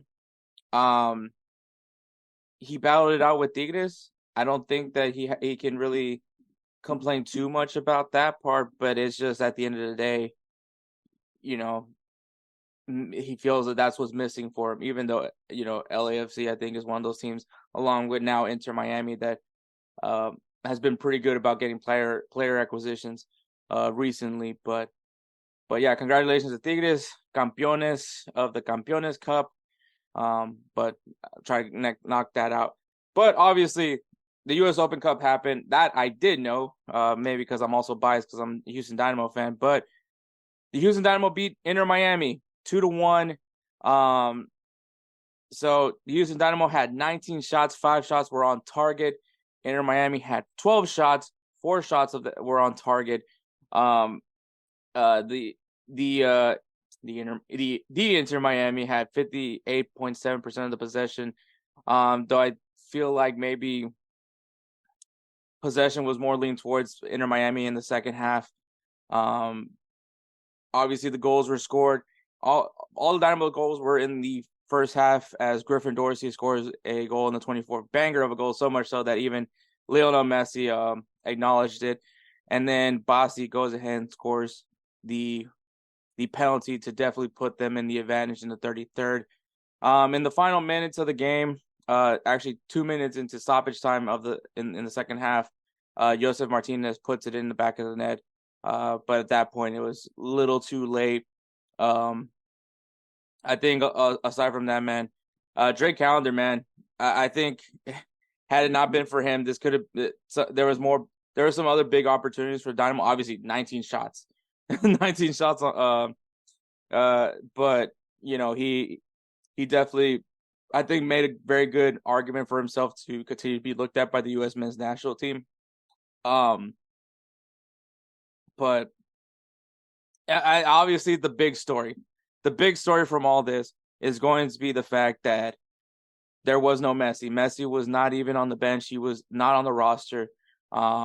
Which it's always funny because that always seems to be the theme with Houston sports teams. Houston is always going to be known as Asterisk City to me because everyone somehow finds a way to be nitpicky about every trophy that a Houston team wins. The 2017 Houston Astros, obviously the cheating scandal, which I mean, can't really argue with that one. The Houston Rockets, when they won back-to-back NBA championships, people don't count that because, well, Michael Jordan wasn't playing with the Bulls at that time. That was when he stepped away and was playing baseball. And then the Houston Dynamo, even when they won the 2 MLS Cups in their first 2 years, as a club, people throw an asterisk on them because a lot of people are like, oh, well, they're the San Jose Earthquakes. So, yeah, everyone's when it comes to Houston, and maybe I'm just biased because I'm from Houston. But I've always noticed that everyone somehow throws an asterisk on teams. And it's even funny enough is like if you go on MLS's website, on the caption that like congratulates the Houston Dynamo for winning the U.S. Open Cup, the first thing, one of the things that it says in the headline, it says Messi-less Inter Miami. So they even want to point out that Lionel Messi was not playing in this game. And I mean, you play who you play. At the end of the day, Inter Miami went pretty far in this tournament without Messi. So I'm not gonna sit here and say that Messi brought them into this position. Inter Miami, even when they were struggling, were able to go far in this tournament. I guess you could say before Messi, this was like the only thing that was going on for Miami because, Miami was a bottom dweller in the first half of the MLS season before Messi showed up. The jury is still up in the air if they're going to make the playoffs this year. But without Messi, they made it to the semifinals of the U.S. Open Cup. So I still want to give props to Inter Miami. They do clearly they have some quality on the team. Would have the game been different with Messi on the field?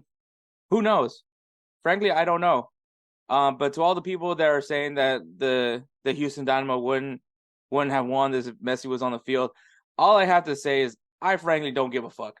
The Houston Dynamo won. At the end of the day, you play who you play. If Messi's not on the field, that's unfortunate. But I don't want to say that ruins what this trophy meant because the Dynamo going into this tournament, we're a pretty dominant team. They held their leads. They made it to the final. So, and it's funny because like not funny, but like the thing that's interesting to me around what's different versus this U.S. Open Cup versus the 2018 U.S. Open Cup final is while in 2018 that's all we had. Like that's all we had going for in that season because the team was terrible in the regular season. They were not going to make the playoffs. So it was like clear and obvious to put all our eggs in the U.S. Open Cup basket. They win the U.S. Open Cup, and that was kind of like our silver lining for the season. Like, hey, yeah, we were shite in the MLS season, but hey, we won the U.S. Open Cup. So that was like our consolation for not having such a great year. And this time around, it's so much different because, one, it's obviously under the Ted Siegel regime. Him changing, trying to finally put an effort to make this club better. Speaking as a Dynamo fan that has been here from the early days, been to watch Dynamo matches back in Robertson Stadium, you can see the effort that's being put by Ted Siegel. And he hires Pat Onstad to fix the club, fix the culture. And I think he's done a great job. Not only just from what I've seen from the outside, but even from my time working in the Houston Dynamo, seeing the inside, man, like it's a team. It's a team first mentality, guys. That's what a lot of the guys they brought in were team first guys. A lot of MLS experience, just experience overall was just what they were going after. Guys that knew how to win. And, Hector Herrera, I'm once again speaking from my personal experience. He's 100% in. Like he's not half-assing it. Some people think that he's just collecting. Some people really thought that he was just collecting a paycheck. I can tell you for a fact, he's not. He literally is all in. He's 100% all in for the city. He loves Houston. And so like for me, this is all the hard work that has come to what the team, and it's crazy. Just a matter of just 1 year. I know last season was kind of looked at as a flop because of how poor it was when they hired Paulo Nagamura. But obviously, Hector Herrera didn't come into the second half of the season. This is the first full year that you have Hector Herrera. You bring in Ben Olsen. A lot of people were very hesitant on him because of just his time at DC United. But I think a guy with his thought process, his mentality was actually what this team needed. And now they're seeing kind of what they were hoping to see. I know that there was still some hesitancy, and the team's not perfect, man. They're not where they're supposed to be at yet. But the fact that you win the U.S. Open Cup, you're still in contention for an MLS Cup, MLS playoff position. And, who's to say how do you do in the playoffs? Because at that point, it's anybody's game. This is a great moment for the Houston Dynamo. Not only the club, but also the fans, like especially the ones that have been here from the beginning, have gone through the rough periods. The Gabriel Brenner ownership period. This club was so rough to deal with, to the point where one of my childhood heroes, Oscar De La Hoya, I hate the guy now. Slowly I've been easing back into remembering how great he was as a boxer. And that documentary, I don't know if you guys saw it. He had like an HBO documentary, which I was just like, good God, this guy's got issues. But aside from that ownership, it was just like the lack of effort that ownership group was doing. The levels of mediocrity that the Dynamo have had for so many years after being such a consistent club under the Dominic Kinnear era, it was frustrating. And for finally we're seeing what quality football can come from this team. Do I think people are going to start packing the stadium? Probably not. Obviously something that me and Andres were talking about. Fans are going to come when there's a winning product. I think that there's signs that there is going to be a winning product, but I think that we'll see what happens, man. But I think that this is definitely a good start for the team. I think this is a good boost. Obviously, they have a big match going into this weekend as they take on FC Dallas for the Texas Derby. But yeah, it's crazy to think that it's like finally you can be excited as a Dynamo fan, because it's been such a rough period, and I know some people are gonna try to.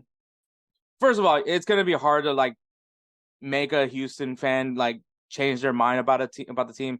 Like you can keep trying to throw out the trash can scandal with the Astros. People are still gonna acknowledge the 2017 World Series trophy here in Houston, but I think Houston in general, man, like it's if there's one thing that I know about Houston is that they show pride in the city. The city, it's even one of those things when I worked in the Dynamo Academy.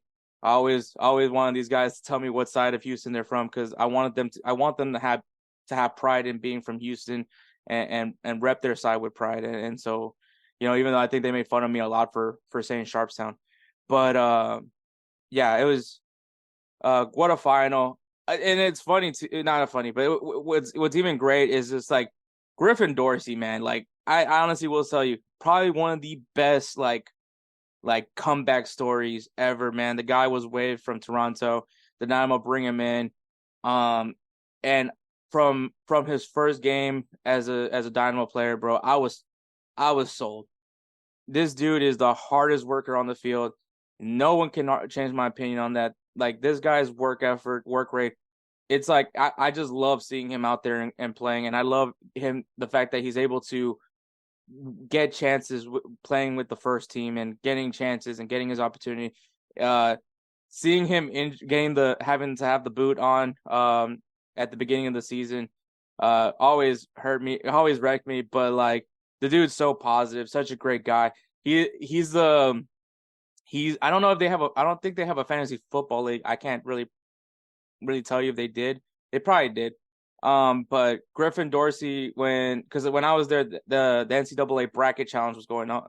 So Griffin was actually collecting everyone's money and had all the brackets for the bracket challenge. And so like that's just another reason I like Dorsey, is just because he's like he's also the guy to like do little things like that. And I think it's just awesome. Griffin Dorsey, I'm the biggest Griffin Dorsey fan out there. I really admire and it's great that he was able to, score the opening goal for the Open Cup. It just shows how like all the hard work that he's done is finally paying off.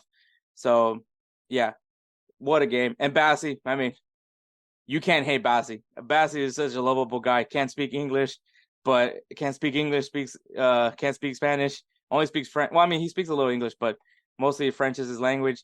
But lovable guy, man. Just all in all, man, that dude is just vibes. It's awesome how he is. But yeah, man, this like I said, it's what's different from this time versus 2018 is just that there's still more to come for this Dynamo team because they're still in playoff contention.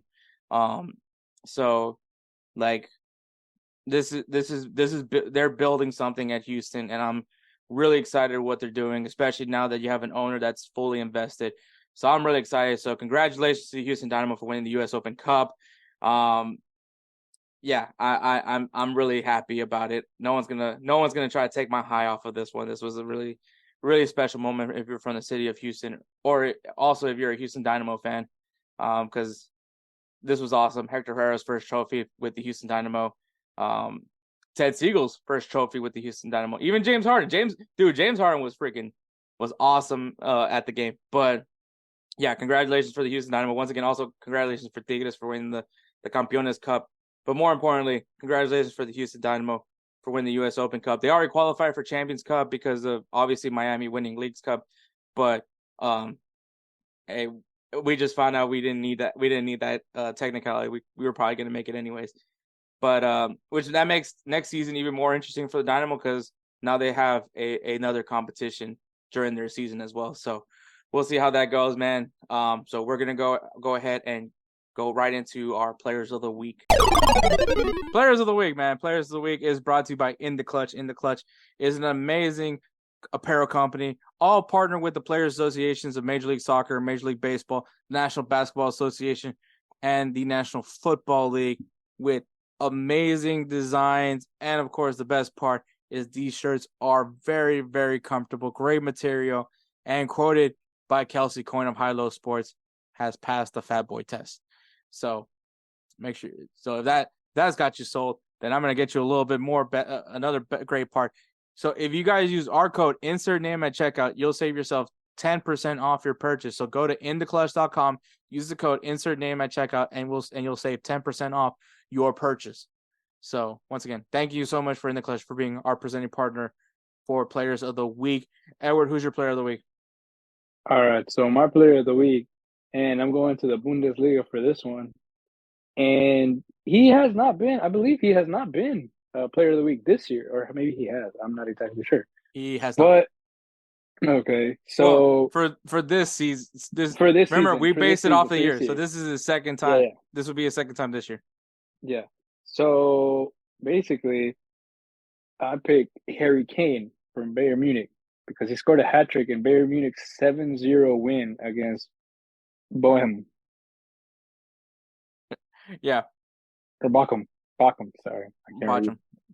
Yeah. All right. But yeah, he scored his first hat trick in the Bundesliga. Yeah, man. Harry Kane hoping to finally win his first trophy over there in Bayern Munich. So good pick there. And my pick, bro, and that assist he did though too. Yeah, that fucking assist was fucking nice. But yeah, go ahead. My bad. And it's back-to-back weeks for me as Robert Lewandowski gets my pick once again. Scores 2 goals in Barcelona's 3-2 win against Celta Vigo. I guess they didn't really destroy Celta Vigo. But that was hyperbole. But no. Well, the thing is, like with Celta Vigo, I'll be honest, they did give him a hard time. But I'm gonna put it this way: like Joe Cancelo gave Robert Lewandowski an assist, and he also scored, so he helped as well on that game. But I mean, Robert Lewandowski, dude, like that dude there, it was like anything he was touching, it was like goal, going in. I was like, okay, I was like, shit, he's doing it up. He's doing it up in La Liga. Mm-hmm. But all right, but yeah. So congratulations to Harry Kane and Robert Lewandowski for being our Players of the Week. Once again, thank you to In the Clutch. You go to intheclutch.com, use that code InsertName at checkout to save yourself 10% off your purchase. And obviously, this will be posted on our social media on Instagram and X at InsertNameFC. You can go ahead and put in your vote for who you think should be Player of the Week between Harry Kane and Robert Lewandowski on our Instagram stories, where you can go ahead and vote on the day when we drop these episodes, which is Fridays. And if you go on Twitter, it will be on the sub post underneath the post for Players of the Week on X. Once again, at InsertName FC on Instagram and X. So if you guys want a say, because your vote does give them an additional vote towards the Roosevelt Spencer's Player of the Year award, which I believe it's starting to become a little bit tighter of a race now. And one of these guys could actually make it harder, as Robert Lewandowski is seeking his third Roosevelt Spencer Player of the Year award. So we'll see how that goes. But all right, so obviously it's another weekend of a lot of great action. Some games to watch. We have in Portugal, Benfica versus FC Porto. Pretty big rivalry there in the Portuguese league. So make sure you guys go ahead and check that out. I believe it's in I think the Portuguese league is featured on BN Sports. If I'm mistaken, if I think so, I think so. Yeah, as far as like in the US, I could be wrong on that one. But if you guys are able to find it, make sure you watch that game. It's gonna be really good. It's always a good one. But the big one, Edward, the big one, and this is one of the biggest rivalries, especially in Argentina, and that's Boca Junior versus River Plate. Oh yeah, usually there's always a fight that breaks out on one of those matches. If you can somehow watch this game, I don't recommend live. If you go there live, just do not wear any of the other team's gear. Make sure you're in a section where you're not conflicting. But yeah, this is one of the biggest rivalries. It is very intense. If you get a chance to watch this game, watch it. It is probably going to popcorn and everything because it's going to be a good one. So make sure you guys check it out. In Brazil, we got Red Bull Bragantino versus Palmeiras, which are the two really good teams right now in form over there in Brazil. Weirdly enough, it's a Red Bull team. But make sure you guys check that out. The Brazilian league. It's still a very fun league. And I mean, this is where the guys, where all the teams in Europe are seeking the next potential big star, the next Neymar, the next Vinicius Jr. So, I mean, maybe watch some Brazilian league so you can say, I knew this person before you did. So, right. All right, MLS, the Texas Derby, Houston Dynamo taking on FC Dallas. You guys know I hate this team for many reasons. Obviously, because Houston and Dallas have its own rivalry. But now obviously, depending on how the result ended in the U.S. Open Cup final, once again, congratulations to whoever won it. Or fuck you to whoever won it. Damn. I think I'm covering both, right? So Hector's doing the whole thing of having both cakes ready, like the congratulations one and the fuck you cake. I'm like Daryl. I'm like Daryl right now. Just life hacking. What was it? What was it? Life hacking. He was like, wow, that person got into that predicament pretty badly. Yeah, or something like that. Like it was like, wow, he or she got or into she. that. Yeah, I remember. Yeah, so that's basically what I'm doing, covering my place right now. But yeah, they're going up against FC Dallas. Obviously, both of them contending. Well, I don't know where FC Dallas is in playoffs right now, but I know Dynamo are in a strong playoff position, so they would like to maintain that playoff position. Really having an amazing year right now. Hopefully even a more better year now, depending on how Wednesday turned out. But really good matchup to keep up.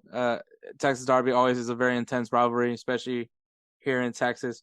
And also shout out to Jose Tejas, because he's actually an FC Dallas Academy product. So he is very much an FC Frisco fan. So very, very hopefully one to watch for sure. And then Columbus Crew versus the Philadelphia Union. Both two teams are in good form right now. Both trying to improve their positioning in the playoffs. So I think Philadelphia clinched it, or Columbus. I forgot who clinched, but Columbus Crew did clinch a playoff spot, I believe. But yeah, keep an eye on this, because things are getting more intense in MLS as now playoffs are in the way. In Liga MX, we got America versus Pumas. Obviously, it's a little DF rivalry going on there. So I'm not sure if it's in Pumas or if it's in America. If it's in Pumas, man, that stadium is beautiful. Nothing against Azteca. I mean, Azteca is obviously legendary, but if you were ever to travel to go see other stadiums, I would say Pumas is a good one because it's got one hell of a view. And then I think, is it Monterrey or is it Tigres that has El Volcán? I think they both play in the same one. No, they both have different stadiums. Okay. I think that's Monterrey. I think the Rayados one is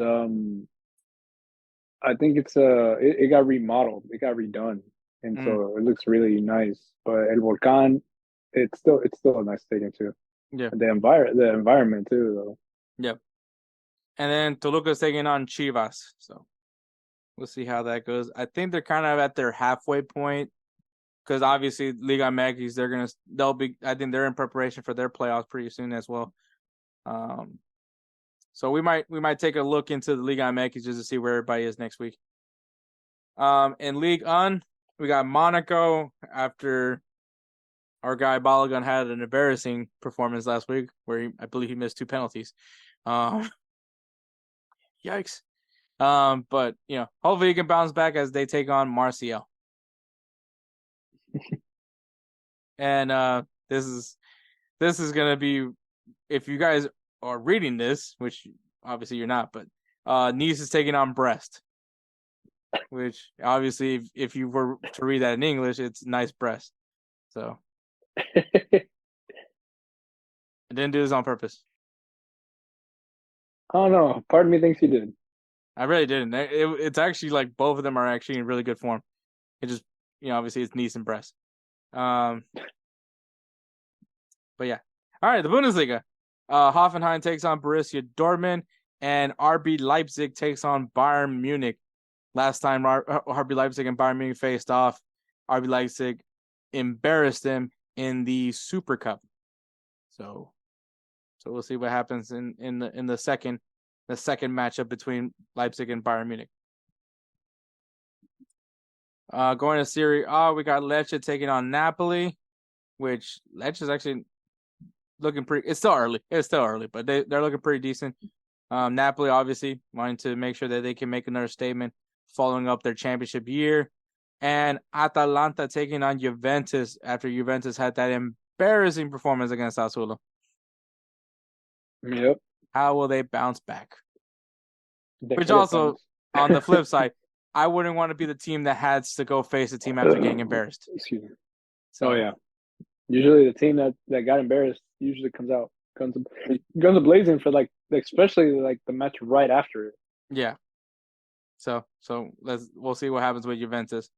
In La Liga, Barcelona is taking on Sevilla. Always a good matchup, even though Sevilla is kind of gone flat for some odd reason. But hey, Sergio Ramos gets to face off against Barcelona again. So that's all I was about to say. I was like, that's gonna be pretty interesting. It's so weird watching him in a Sevilla uniform. Even though I know he originally played for Sevilla. But it's just it's still so weird to me. I don't like it.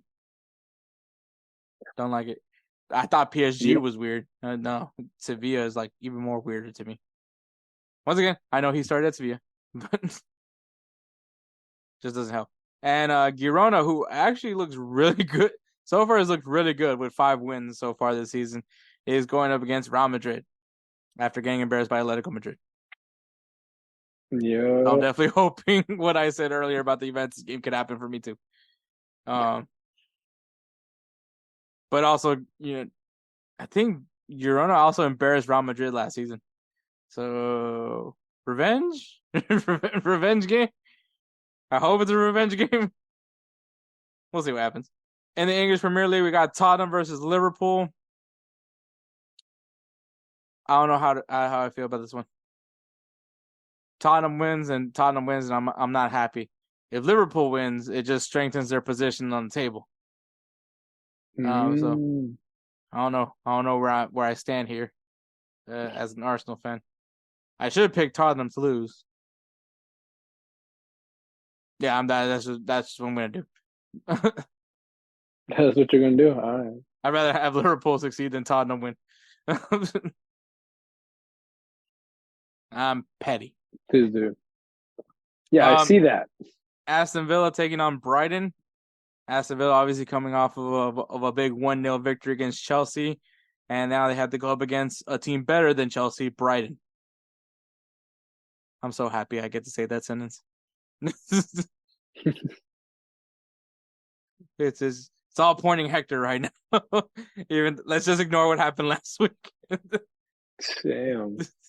But obviously, guys, there's a lot of games going on.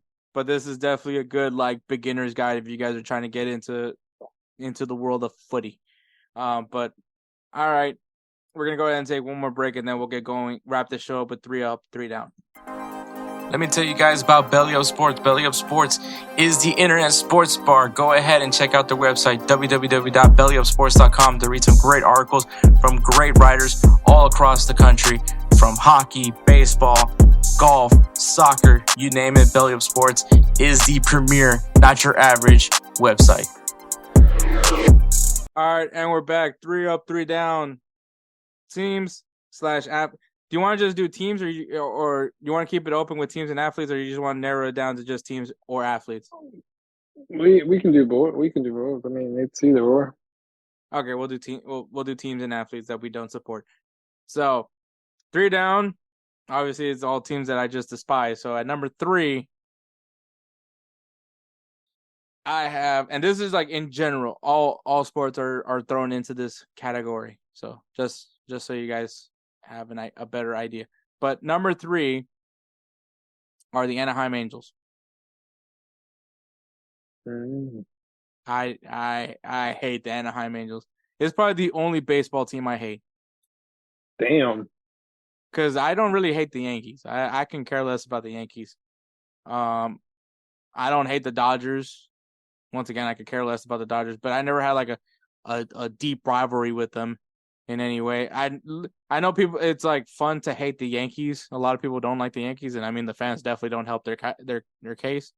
But the reason why I hate the Anaheim Angels is, one, their name is the Los Angeles Angels of Anaheim. Mm-hmm. And it makes no fucking sense because they're not in Los Angeles, they're in Anaheim. But obviously, when they decided to rebrand the name, because it was it's easier if we just call them the Los Angeles Angels of Anaheim, even though you're not in Los Angeles. And don't give me this, technically Anaheim is part of LA. It's not. Anaheim is Anaheim. But yeah, so I don't like that's one of the reasons why I don't like the Anaheim Angels. And then also, I just don't think it's fair what they're doing to ruin the careers of Mike Trout and Shohei Ohtani. Mike Trout, who a lot of people believe is the best player in baseball, he's the GOAT of baseball right now, has never made the playoffs. Or I think has made the playoffs but never won a playoff game. And his whole career, this guy is supposed to be the GOAT, Edward. This guy's won multiple MVPs and hasn't gotten to taste playoff success. And Shohei Ohtani, on the other, he is the next coming of. He's like the new Babe Ruth. He's the reincarnation of Babe Ruth. The guy can hit and pitch, and he's with the Angels. As a matter of fact, he is set to leave the Angels this season, which I don't blame him. So, and to make things worse, freaking the Angels have Anthony Rendon, who's one of my favorite players in baseball right now because he grew up here in Houston. He actually went to Lamar High School when my brother was going into Lamar, and I knew about this dude because the hype was real about him. Went to go play at Rice, and now obviously plays professional baseball. Won the World Series with the Nationals, which was against the Astros, which I'm not mad at because I like Anthony Rendon. I almost dated his cousin, but I thought I didn't like her personality. But I honestly was contemplating on whether or not trying to make it work just so I can meet Anthony Rendon. All right. Yeah, but I just couldn't overlook her personality. She was way too ghetto for somebody that grew up in the suburbs. Yeah, that was literally the reason why I didn't like this person. But yeah, so the Angels, yeah, I hate this team. I hate this team with a passion. And once again, I don't hate baseball teams. I generally I can point out a player in every baseball team that I like. It just I can watch any baseball team for any reason. Like even the Angels, even though I don't like them, I still like Anthony Rendon. That's why they're number 3. But yeah, so I don't like the Anaheim Angels. Number 2 is going to be the Boston Celtics. Okay. Yeah, I don't like the Boston Celtics. Obviously, if you guys know, I'm a Lakers fan. And Boston and Lakers are one of the biggest rivalries. And I think in sports, you can say. Not trying to be arrogant. And obviously, everybody's like, wait, you're from Texas and you like the Lakers? Yeah, I do. I guess fun fact, I was born in Los Angeles, California. But obviously when I was 11 months old, I moved to Texas. I moved to Houston. So obviously I'm more Texan than I am Californian. The only thing that doesn't make me really a real Texan is that I'm not born here. But aside from that, I grew up here in Texas, so all I know is Texas. But a lot of my family still, like, if there's one thing you want to know about LA, it's always the Lakers. Like, I grew up in a Lakers family, so I like the Lakers because of that. Even growing up here in Houston, and even though they had the Houston Rockets, like, I still rooted for the Lakers. Like, if they're like my family, even though they don't speak a lick of English, they love Lakers basketball. So it was just an influence on my family. And obviously, if I'm influenced to love the Lakers, I was also influenced to hate the Boston Celtics. So, there you go. There you go for that one. And my number 1, Edward's expecting a certain team, but I'm telling you, it's not. It's Tottenham. I hate Tottenham. Well, I kind of figured that much. I despise Tottenham so much. I think, but like, it's like I look forward to hating Tottenham. Like, it's the weirdest thing. It's the weirdest obsession that I have to hate this team. But I hate them. Like, I love that I hate them. And it's funny because it's like they don't help themselves sometimes. I mean, this year they're actually looking pretty solid. But like the year before, when everybody's like, "There's no way Tottenham doesn't win a trophy," that I put my balls on the table and I told y'all it's not happening. As a matter of fact, if it does happen, which I knew wasn't going to happen, I will do a jersey giveaway. And guess what? My bank account is decent. Is decently okay right now because I didn't do a jersey bet. I didn't have to give away a jersey. So, yeah, I hate Tottenham. So that is my 3 down. Okay. I get it. Alrighty then. So my 3 down. So my number 3.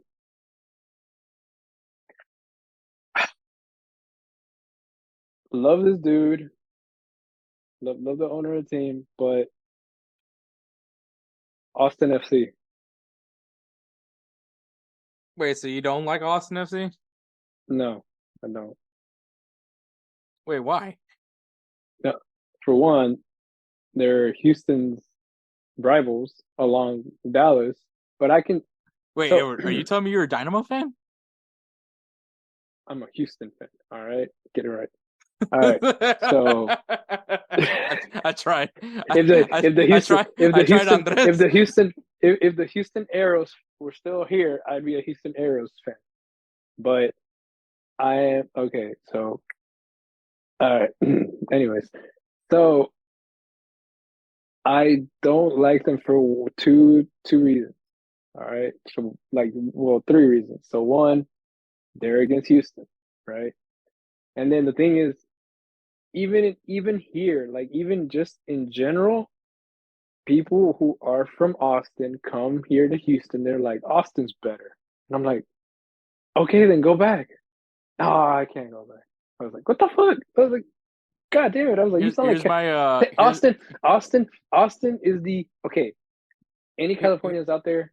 No, hey, I'm sorry. Wait. But Here's my impersonation of somebody from Austin.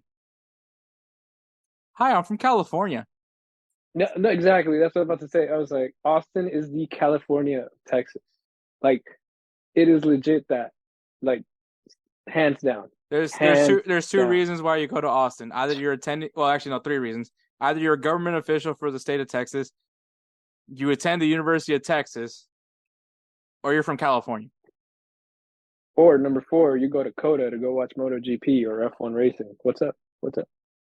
But you don't live there. You just go and visit. No, exactly. Or I have family there. But even even come on, think It's about it. backstrap. They It's moved. not that. Yeah, I was gonna say, I was like, they moved out of Austin to avoid all that shit. All right.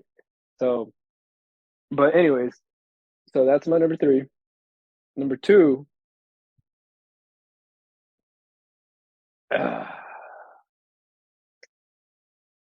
So number 2.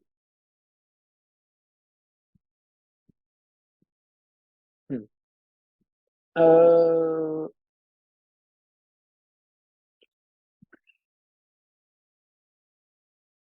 okay. Number 2.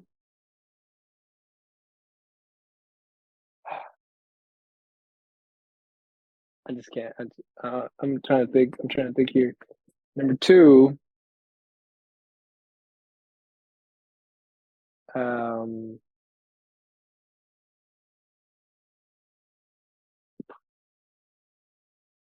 hmm,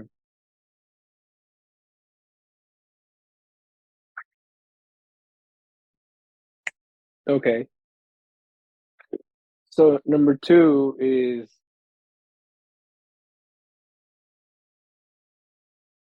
the New York Giants. That's odd, but okay. Yeah. Well, the thing is, I mean, I gotta think about it. Like, if I had to choose between the Jets and the Giants, probably go for the Jets. I know more people that go for the Jets than the Giants. To be fair, I don't go for either team. But if I had to support one or the other, it would be the Jets. Over the wait, okay, I take it back. Not the Jets, the Giants. I'll support the Giants, not the Jets. So I take it back. Yeah, I meant New York Jets. New York So you Jets. don't like the New York Jets? Yeah. I mean, it's just. I like, to be fair, I don't know what the deal is on that one. Just I don't know why I don't like the New York Jets. I just don't like the New York Jets. I just don't. I just don't. I feel like the Jets fans are very snooty. Wait, what? They're very snooty. Like, they think they're all that, and yet they still haven't actually done much. You know, because I've met some, and I got along with them, but as soon as they started talking about football and they're saying that the Jets are this, Jets are that, Jets the other, and I'm just like, but I was like, okay, I bear with love me, this just bear because with me. like there's so many Jets fans on Belly Up Sports. I'm just saying, hold on, and they're okay. I'm about to start a fight over here. All right. No, go for it. I love it. Cook. Okay. Okay. The Jets are the Dallas Cowboys of New York. That's gonna piss them off. They're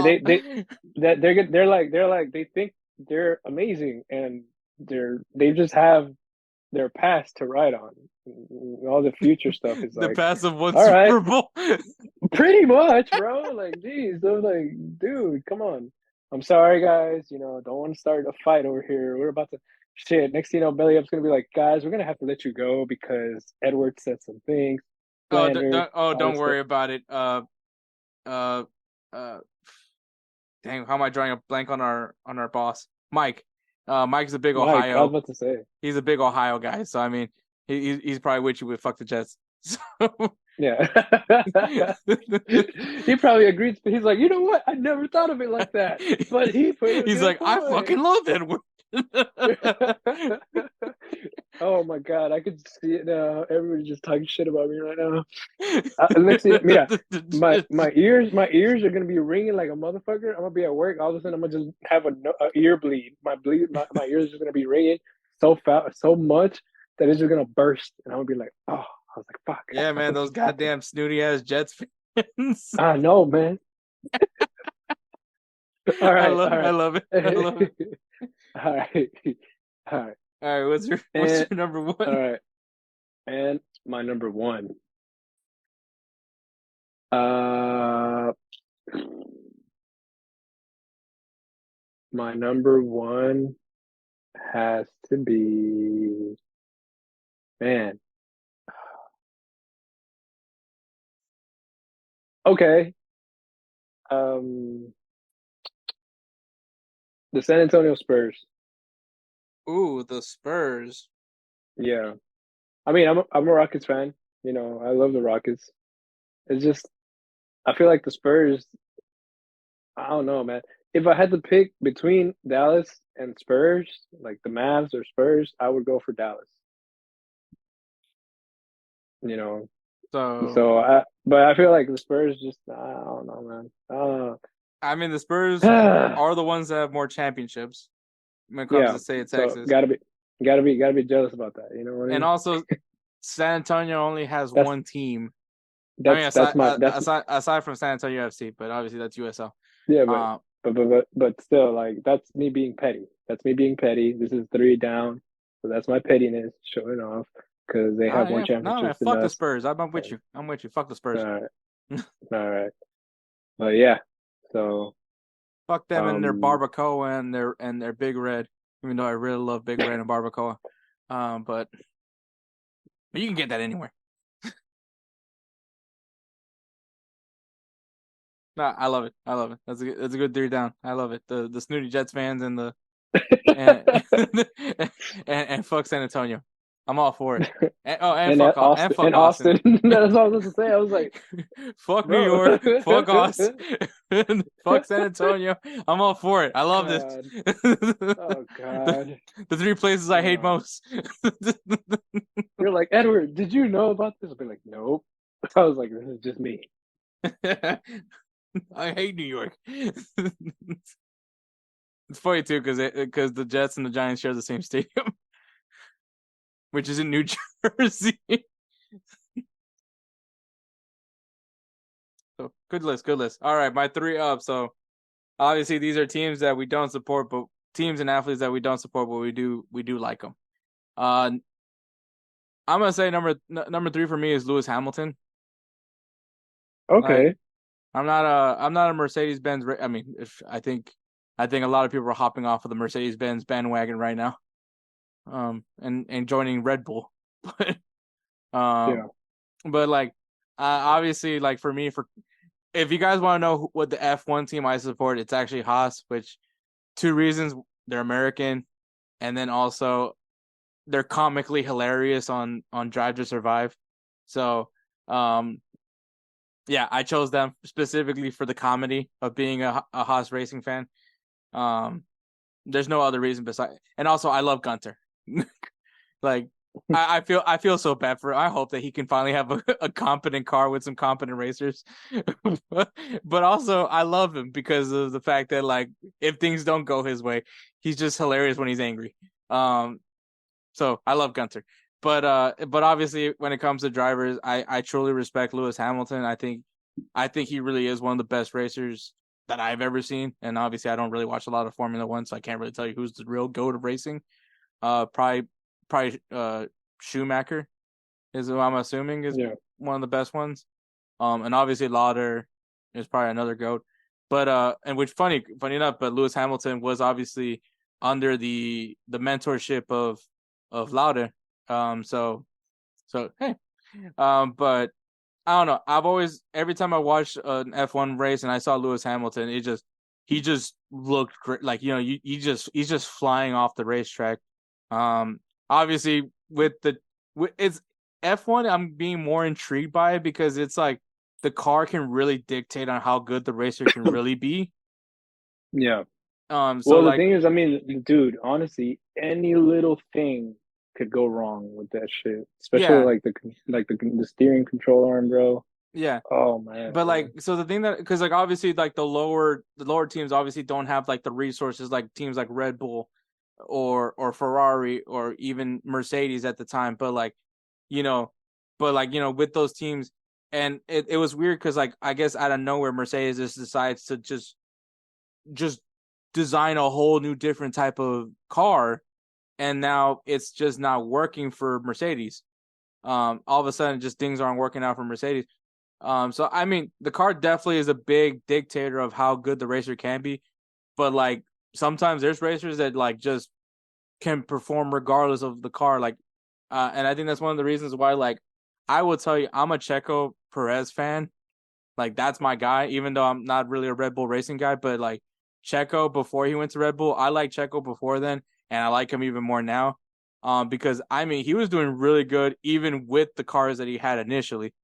But, like, I don't know, Formula is interesting. But I still think Lewis Hamilton is arguably one of the best racers of all time. Yep, I agree.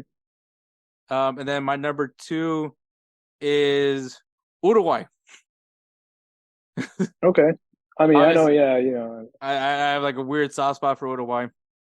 And then, yeah, I really have nothing else to say. I like Edison Cavani. I like Luis Suarez, even though he's got a lot of conflict with the continent of Africa, for many reasons. Not going to specify what, but you know, people don't like him. And respectively so.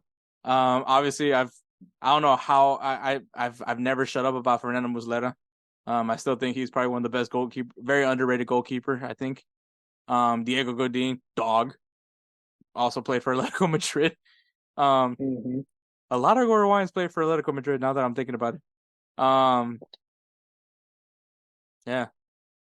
I guess Jose Maria Jimenez, is he Uruguayan or is he Argentine? Yeah, he's Uruguayan. Okay. I guess the reason why I like Uruguay is because they got dogs on their team apparently. Valverde, they do. dog. So, yeah, I like Uruguay. It's funny. I think it's also interesting because the country is like super small. You know, Uruguay, when in comparison to the rest of South America, I think they're one of the smaller countries. And I mean, look how many world-class talent they have playing in the top leagues of football. So I think that's the reason why. And my number 1 is LSU. Okay. The reason why LSU, initially it was the Honey Badger. Tyrann Mathieu, everyone called him the Honey Badger. That was like the first time I ever watched like college football. I frankly didn't care about college football at one point. I was that asshole that would make fun of guys that like rooted college for college football teams that didn't attend that college. I used to be that guy, but like I started actually paying attention to college. I watch college football from here and there. Like I'm a USC fan, and that's mainly because of like the Reggie Bush and Matt Leinart era. But obviously, then I started learning more about USC football, and now I like him even more. And Caleb Williams, hopefully, he becomes a number 1 draft pick. But LSU, I don't know. I just always liked their whole ambiance. Like that stadium looks really cool. I think they call it Death Valley. I don't remember. But yeah, LSU, like they're just really cool. And like not even just in football. Like I also like their baseball team. Actually, fun fact: Alex Bregman went to LSU. He played for LSU. But yeah, I don't know. I something about LSU. I just like it. I like the color scheme. I like majority of I don't like the current coach right now for LSU, but like when they had and I think also because they had Ed Ogeron as their coach, I just love that guy. I mean, I would run through a brick wall for Ed Ogeron. So definitely sold me more for LSU, which is because Coach O was there. But yeah, my number 1 is LSU football. Oh, LSU in general, but LSU. Okay. No soccer teams, so impressive. Yeah, that's what to say. I was like, I guess Uruguay. Yeah, I was about to say. I was like, wait a minute, that doesn't sound right. Does not compute. All right, what's your 3 up? So my 3 up. Number 3.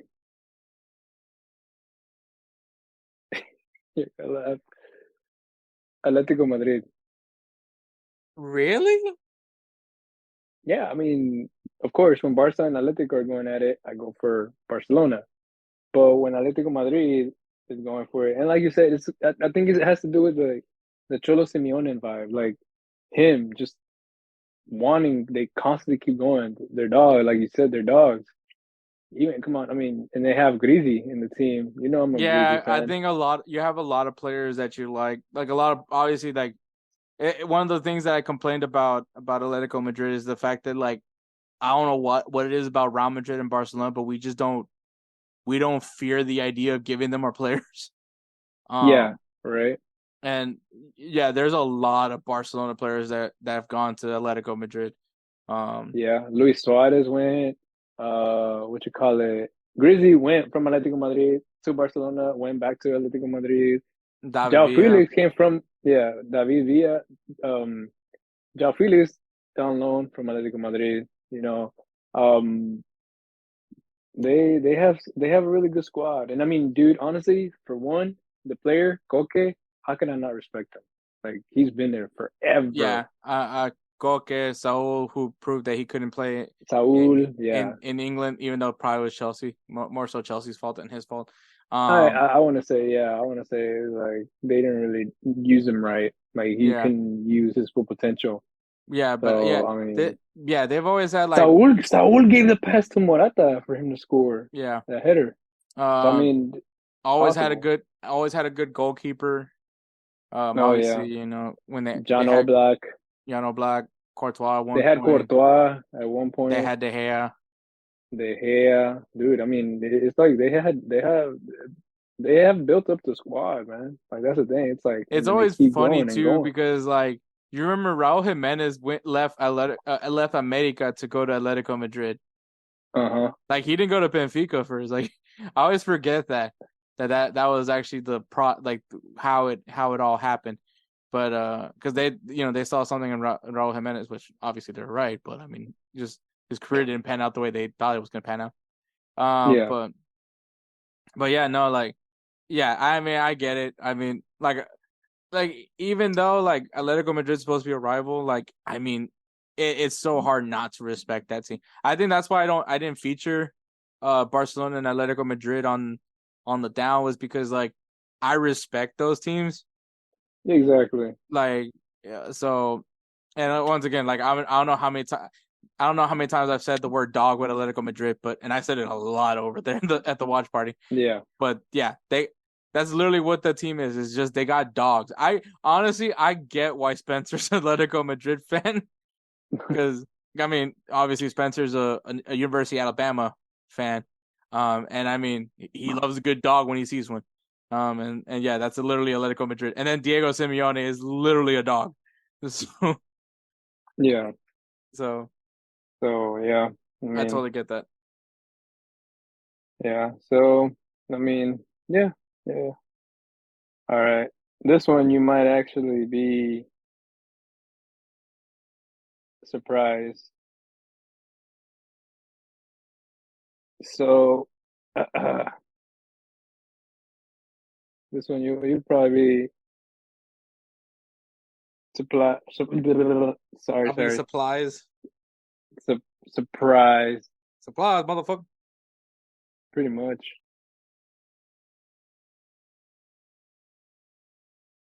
All right. So, my number 2.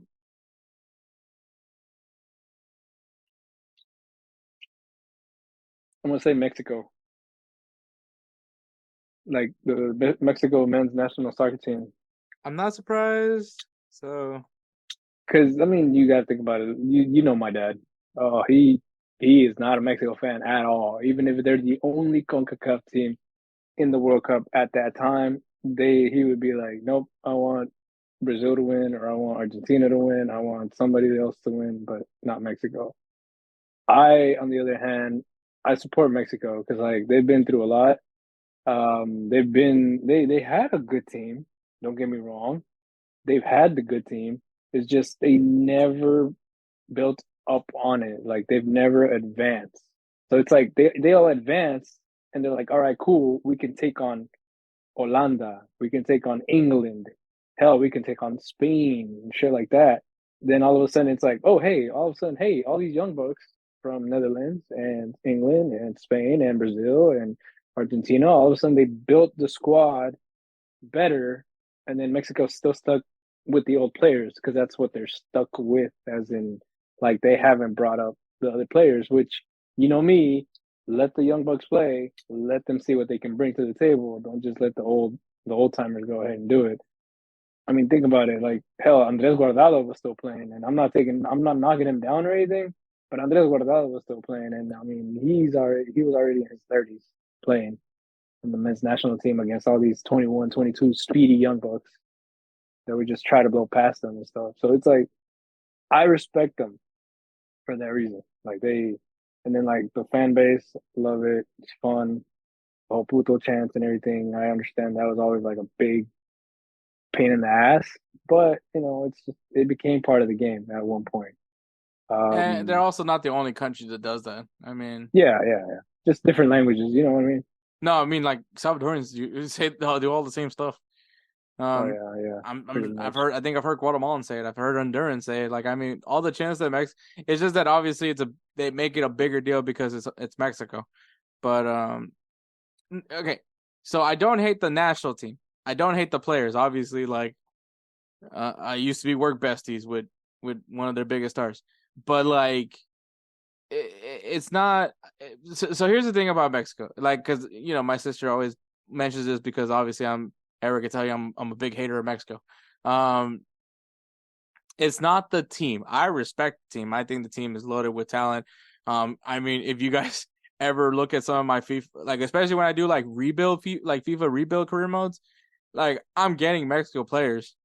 Like freaking, if you guys don't have Luis Chavez, especially if you're trying to rebuild a team and your midfield, you're dumb. But like, it's not the players that I have an issue. It's not the national team I have an issue with. For me, it's the fans. Even though Edward just said that he loves the fans, I'm not talking about like the fans on the fields.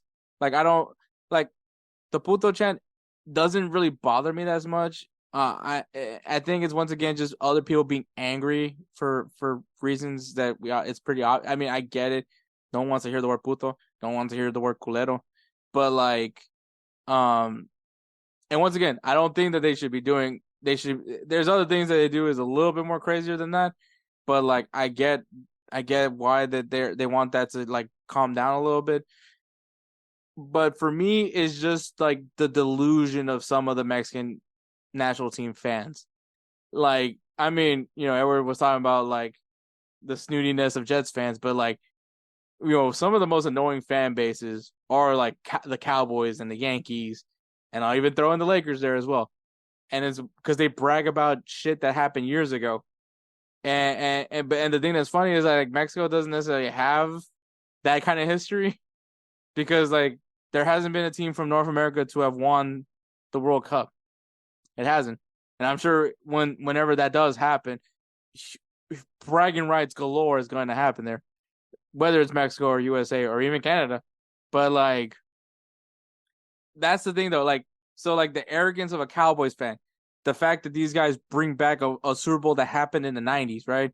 That were like, bro, you weren't even born when it happened, or you weren't even like figuratively thinking when they won the Super Bowl, right?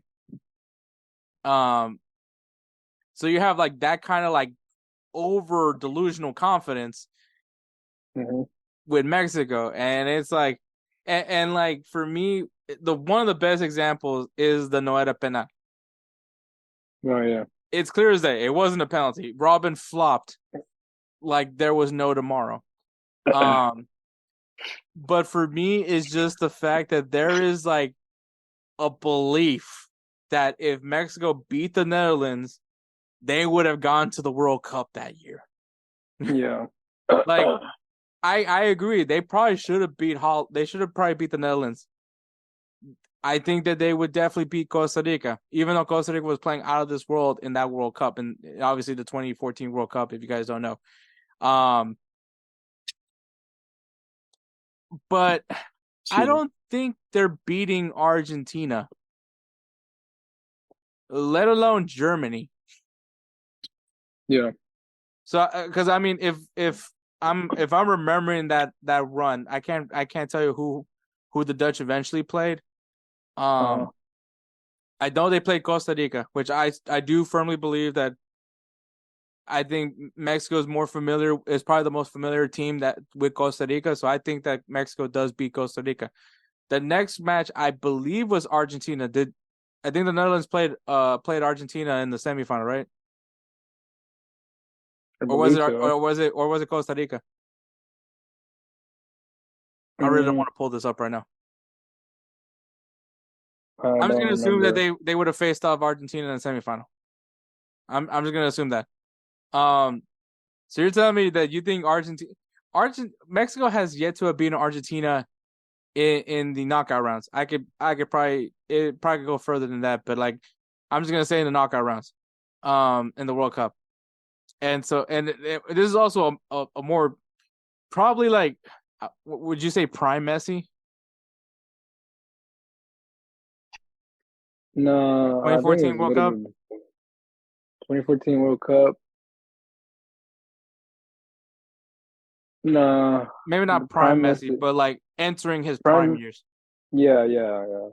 All right, so entering the prime years of Messi, his weakest link was Gonzalo Higuain. I don't think they beat, even with Gonzalo Higuain, I don't think that Mexico beats them. Now, do I think they would have made a good run? I think Mexico definitely would. But the delusion that some of them would say, like, oh, yeah, we would have been in the final. We would have won the final. Like, I don't know about that. Do I think you beat Costa Rica? Definitely. Do I think you're going to beat Argentina? No. Make it to the final. And then you're telling me you're going to go in against Germany with the likes of Thomas Mueller, with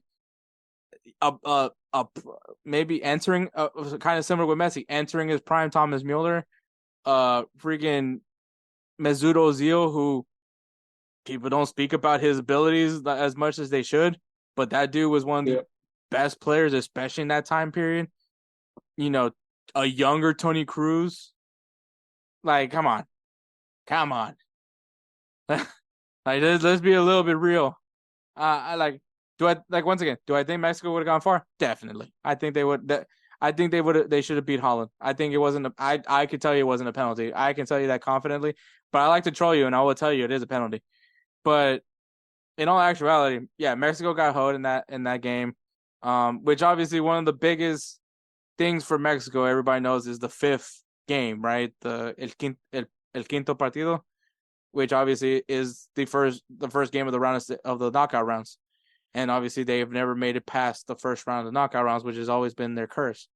I think that they would have beat the Netherlands, but I don't think they're going to go further than that. That's all I'm going to say. So that's my rant about Mexico. Okay. Love the team. Okay, so all right, so my number one, and you'll be surprised, Colorado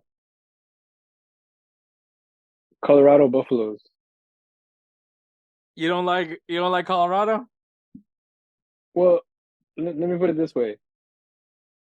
I go for the Cougars, U of H. Go Cougars, But they've been playing damn well, and Deion Sanders, can't go wrong with that. So that's one team that I don't support, but they're in my up. That's my number one. Okay. I forgot that this was a 3-up. Yeah. So you, which is funny because next year they're about to enter. They're going to join the same conference as U of H. Yeah, I know. So look, I'm just gonna say this. I knew it was gonna happen against Oregon. I told people TCU was overrated. I knew they were gonna beat TCU. I knew they were gonna beat Nebraska just because like Matt Rule is so early for Matt Rule to have like his influence on that Nebraska team. Colorado State, you should beat Colorado State. The fact that they barely beat them should tell you a lot of things about that Colorado team. So Oregon, when you finally had to play against a real contending opponent and you got destroyed in that game, like I'm not. And then next week they got, this coming weekend they got my USC. I'm not gonna tell you that USC is gonna destroy Colorado because, to be honest, USC's defense is just not good. But in a shootout versus Colorado, I like my chances with my boy Caleb Williams. But it's gonna be a fun game. I would say Colorado versus USC. You probably should be watching it because it's gonna be a fun one this weekend if you like college football. But now, yeah, I love Colorado just because like I love Prime, like Coach Prime, like what he was able to do with Jackson State. He was eventually gonna have to leave Jackson State, especially because if he's trying to build up as a college football coach, or even go to the pros eventually. I want to see him succeed. I like Shaduri Sanders. Obviously, if you guys know, I worked in USA Football. Shaduri Sanders was actually in that program. So I got to see him, when he was in high school, and I could tell you that kid could play. So it's great to see those guys, like all the guys that the influence of what Deion Sanders has done with Colorado is amazing, and I'm not taking any discredit in any way, but obviously, Rome wasn't built overnight, so there's going to be challenges. And I don't think this team's unbeatable. I mean, it was proven against Oregon, so we'll see how they bounce back against USC, and obviously, obviously this year. Anything's better than the year before because they only had one win last year. So already they exceeded expectations, and obviously right now it's just to build confidence with the team and able to do well in the Big 12. But yeah, great pick for Colorado. But that's 3 up, 3 down. I want to give a shout out to the Belly Up Podcast Network. You can check out their website at www.bellyupsports.com. Also follow them on Instagram and X at BellyUpMedia and at BellyUpSports. Once again, if you guys are watching us through YouTube, subscribe to us to YouTube. Go look up InsertName FC on YouTube. Give us a subscription for sure. Okay. But yeah, go ahead and subscribe to YouTube as well. But if you guys aren't watching or listening through other podcasting sites, or if you guys aren't watching us through YouTube, you can also watch us through GolzTV. If you guys want to know what GolzTV is, it is the Netflix of soccer content. If you guys are, maybe you guys aren't able to find your soccer content on YouTube, well, that's what GolzTV is for. So you have it all in one place. Go ahead and check it out. It is free to subscribe. Go ahead and get yourself a subscription with GolzTV and just see all the great content creators out there, whether you're specifically to one MLS team. I'm guarantee you there's probably a channel, there's a content creator that's covering your MLS team over there. If you like our content, well, you can find us there as well. Also, they have great original content like Yanks of the Round Table, where they talk about EPL. They have Wake Up MLS, which obviously is their MLS show. A lot of great stuff, man. Go ahead and check them out, man. Great vision for Jose Tejas over there. So if you guys want to follow them on Instagram at GolzTV, once again at GolzTV, or at X at GolZ_TV. Once again at GolZ_TV. Go ahead and experience the Netflix of soccer content. And of course, man, we can't forget about this guy, Roosevelt Spencer. He is the reason why we have our dope ass beat for our intro and outros. He's the reason that he's the person that's gotta fix our voices when we do our singing beds. Get ready, because at the end of this year, we're doing our end of year award ceremony for the Roosevelt Spencer Player of the Year award, and obviously this is where we pay off our singing bets. So Spencer will be performing the intro, the outro, and also the performance before we announce our Roosevelt Spencer Player of the Year award. So make sure you guys, if you guys love what you're hearing from the beats part, well, go ahead and check out Spencer, man. Follow him on Instagram at ThatGuyDope. Once again, at ThatGuyDope. If you guys need some beat work done, hit him up. He will take great care of you like he always does with us. So thank you once again to Spencer, man. Always love him. He's a brother. He's a brother from my time in the Marine Corps. Took Edward in as his very own under his wing. So we have so much love and appreciation for Spencer. So much so, we named the award after him. Yes, sir. So yeah, we love that dude. Episode 145. Thank you so much to Foxtrot, man. Make sure you guys go ahead and check them out. We'll have the links on the description on YouTube, the links on our description for the podcast episodes. Obviously, we're going to be sharing their info on our social media platforms, so make sure you guys go ahead and give them some love, man. Especially if you're a Houston Dynamo fan, man. If you guys are trying to get the information on the Houston Dynamo, check out the Foxtrot, man. They are very informative. Check out their podcast, Noodle Time. Dinamico, if you're wanting to listen to an only Spanish version.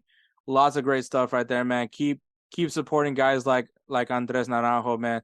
The kid's got a vision. He's building something really good, man. I'm looking forward to see what he's building in the future. So go ahead and give the Foxtrot some love as well. But nonetheless, man, this is episode 145. Thank you for listening. Catch us next week for episode 146, where I think we're going to go ahead and do a kind of a look into the second half. I guess we're kind of in the second half of the Liga MX season, so we'll go ahead and do a look at the second half of the Clausura.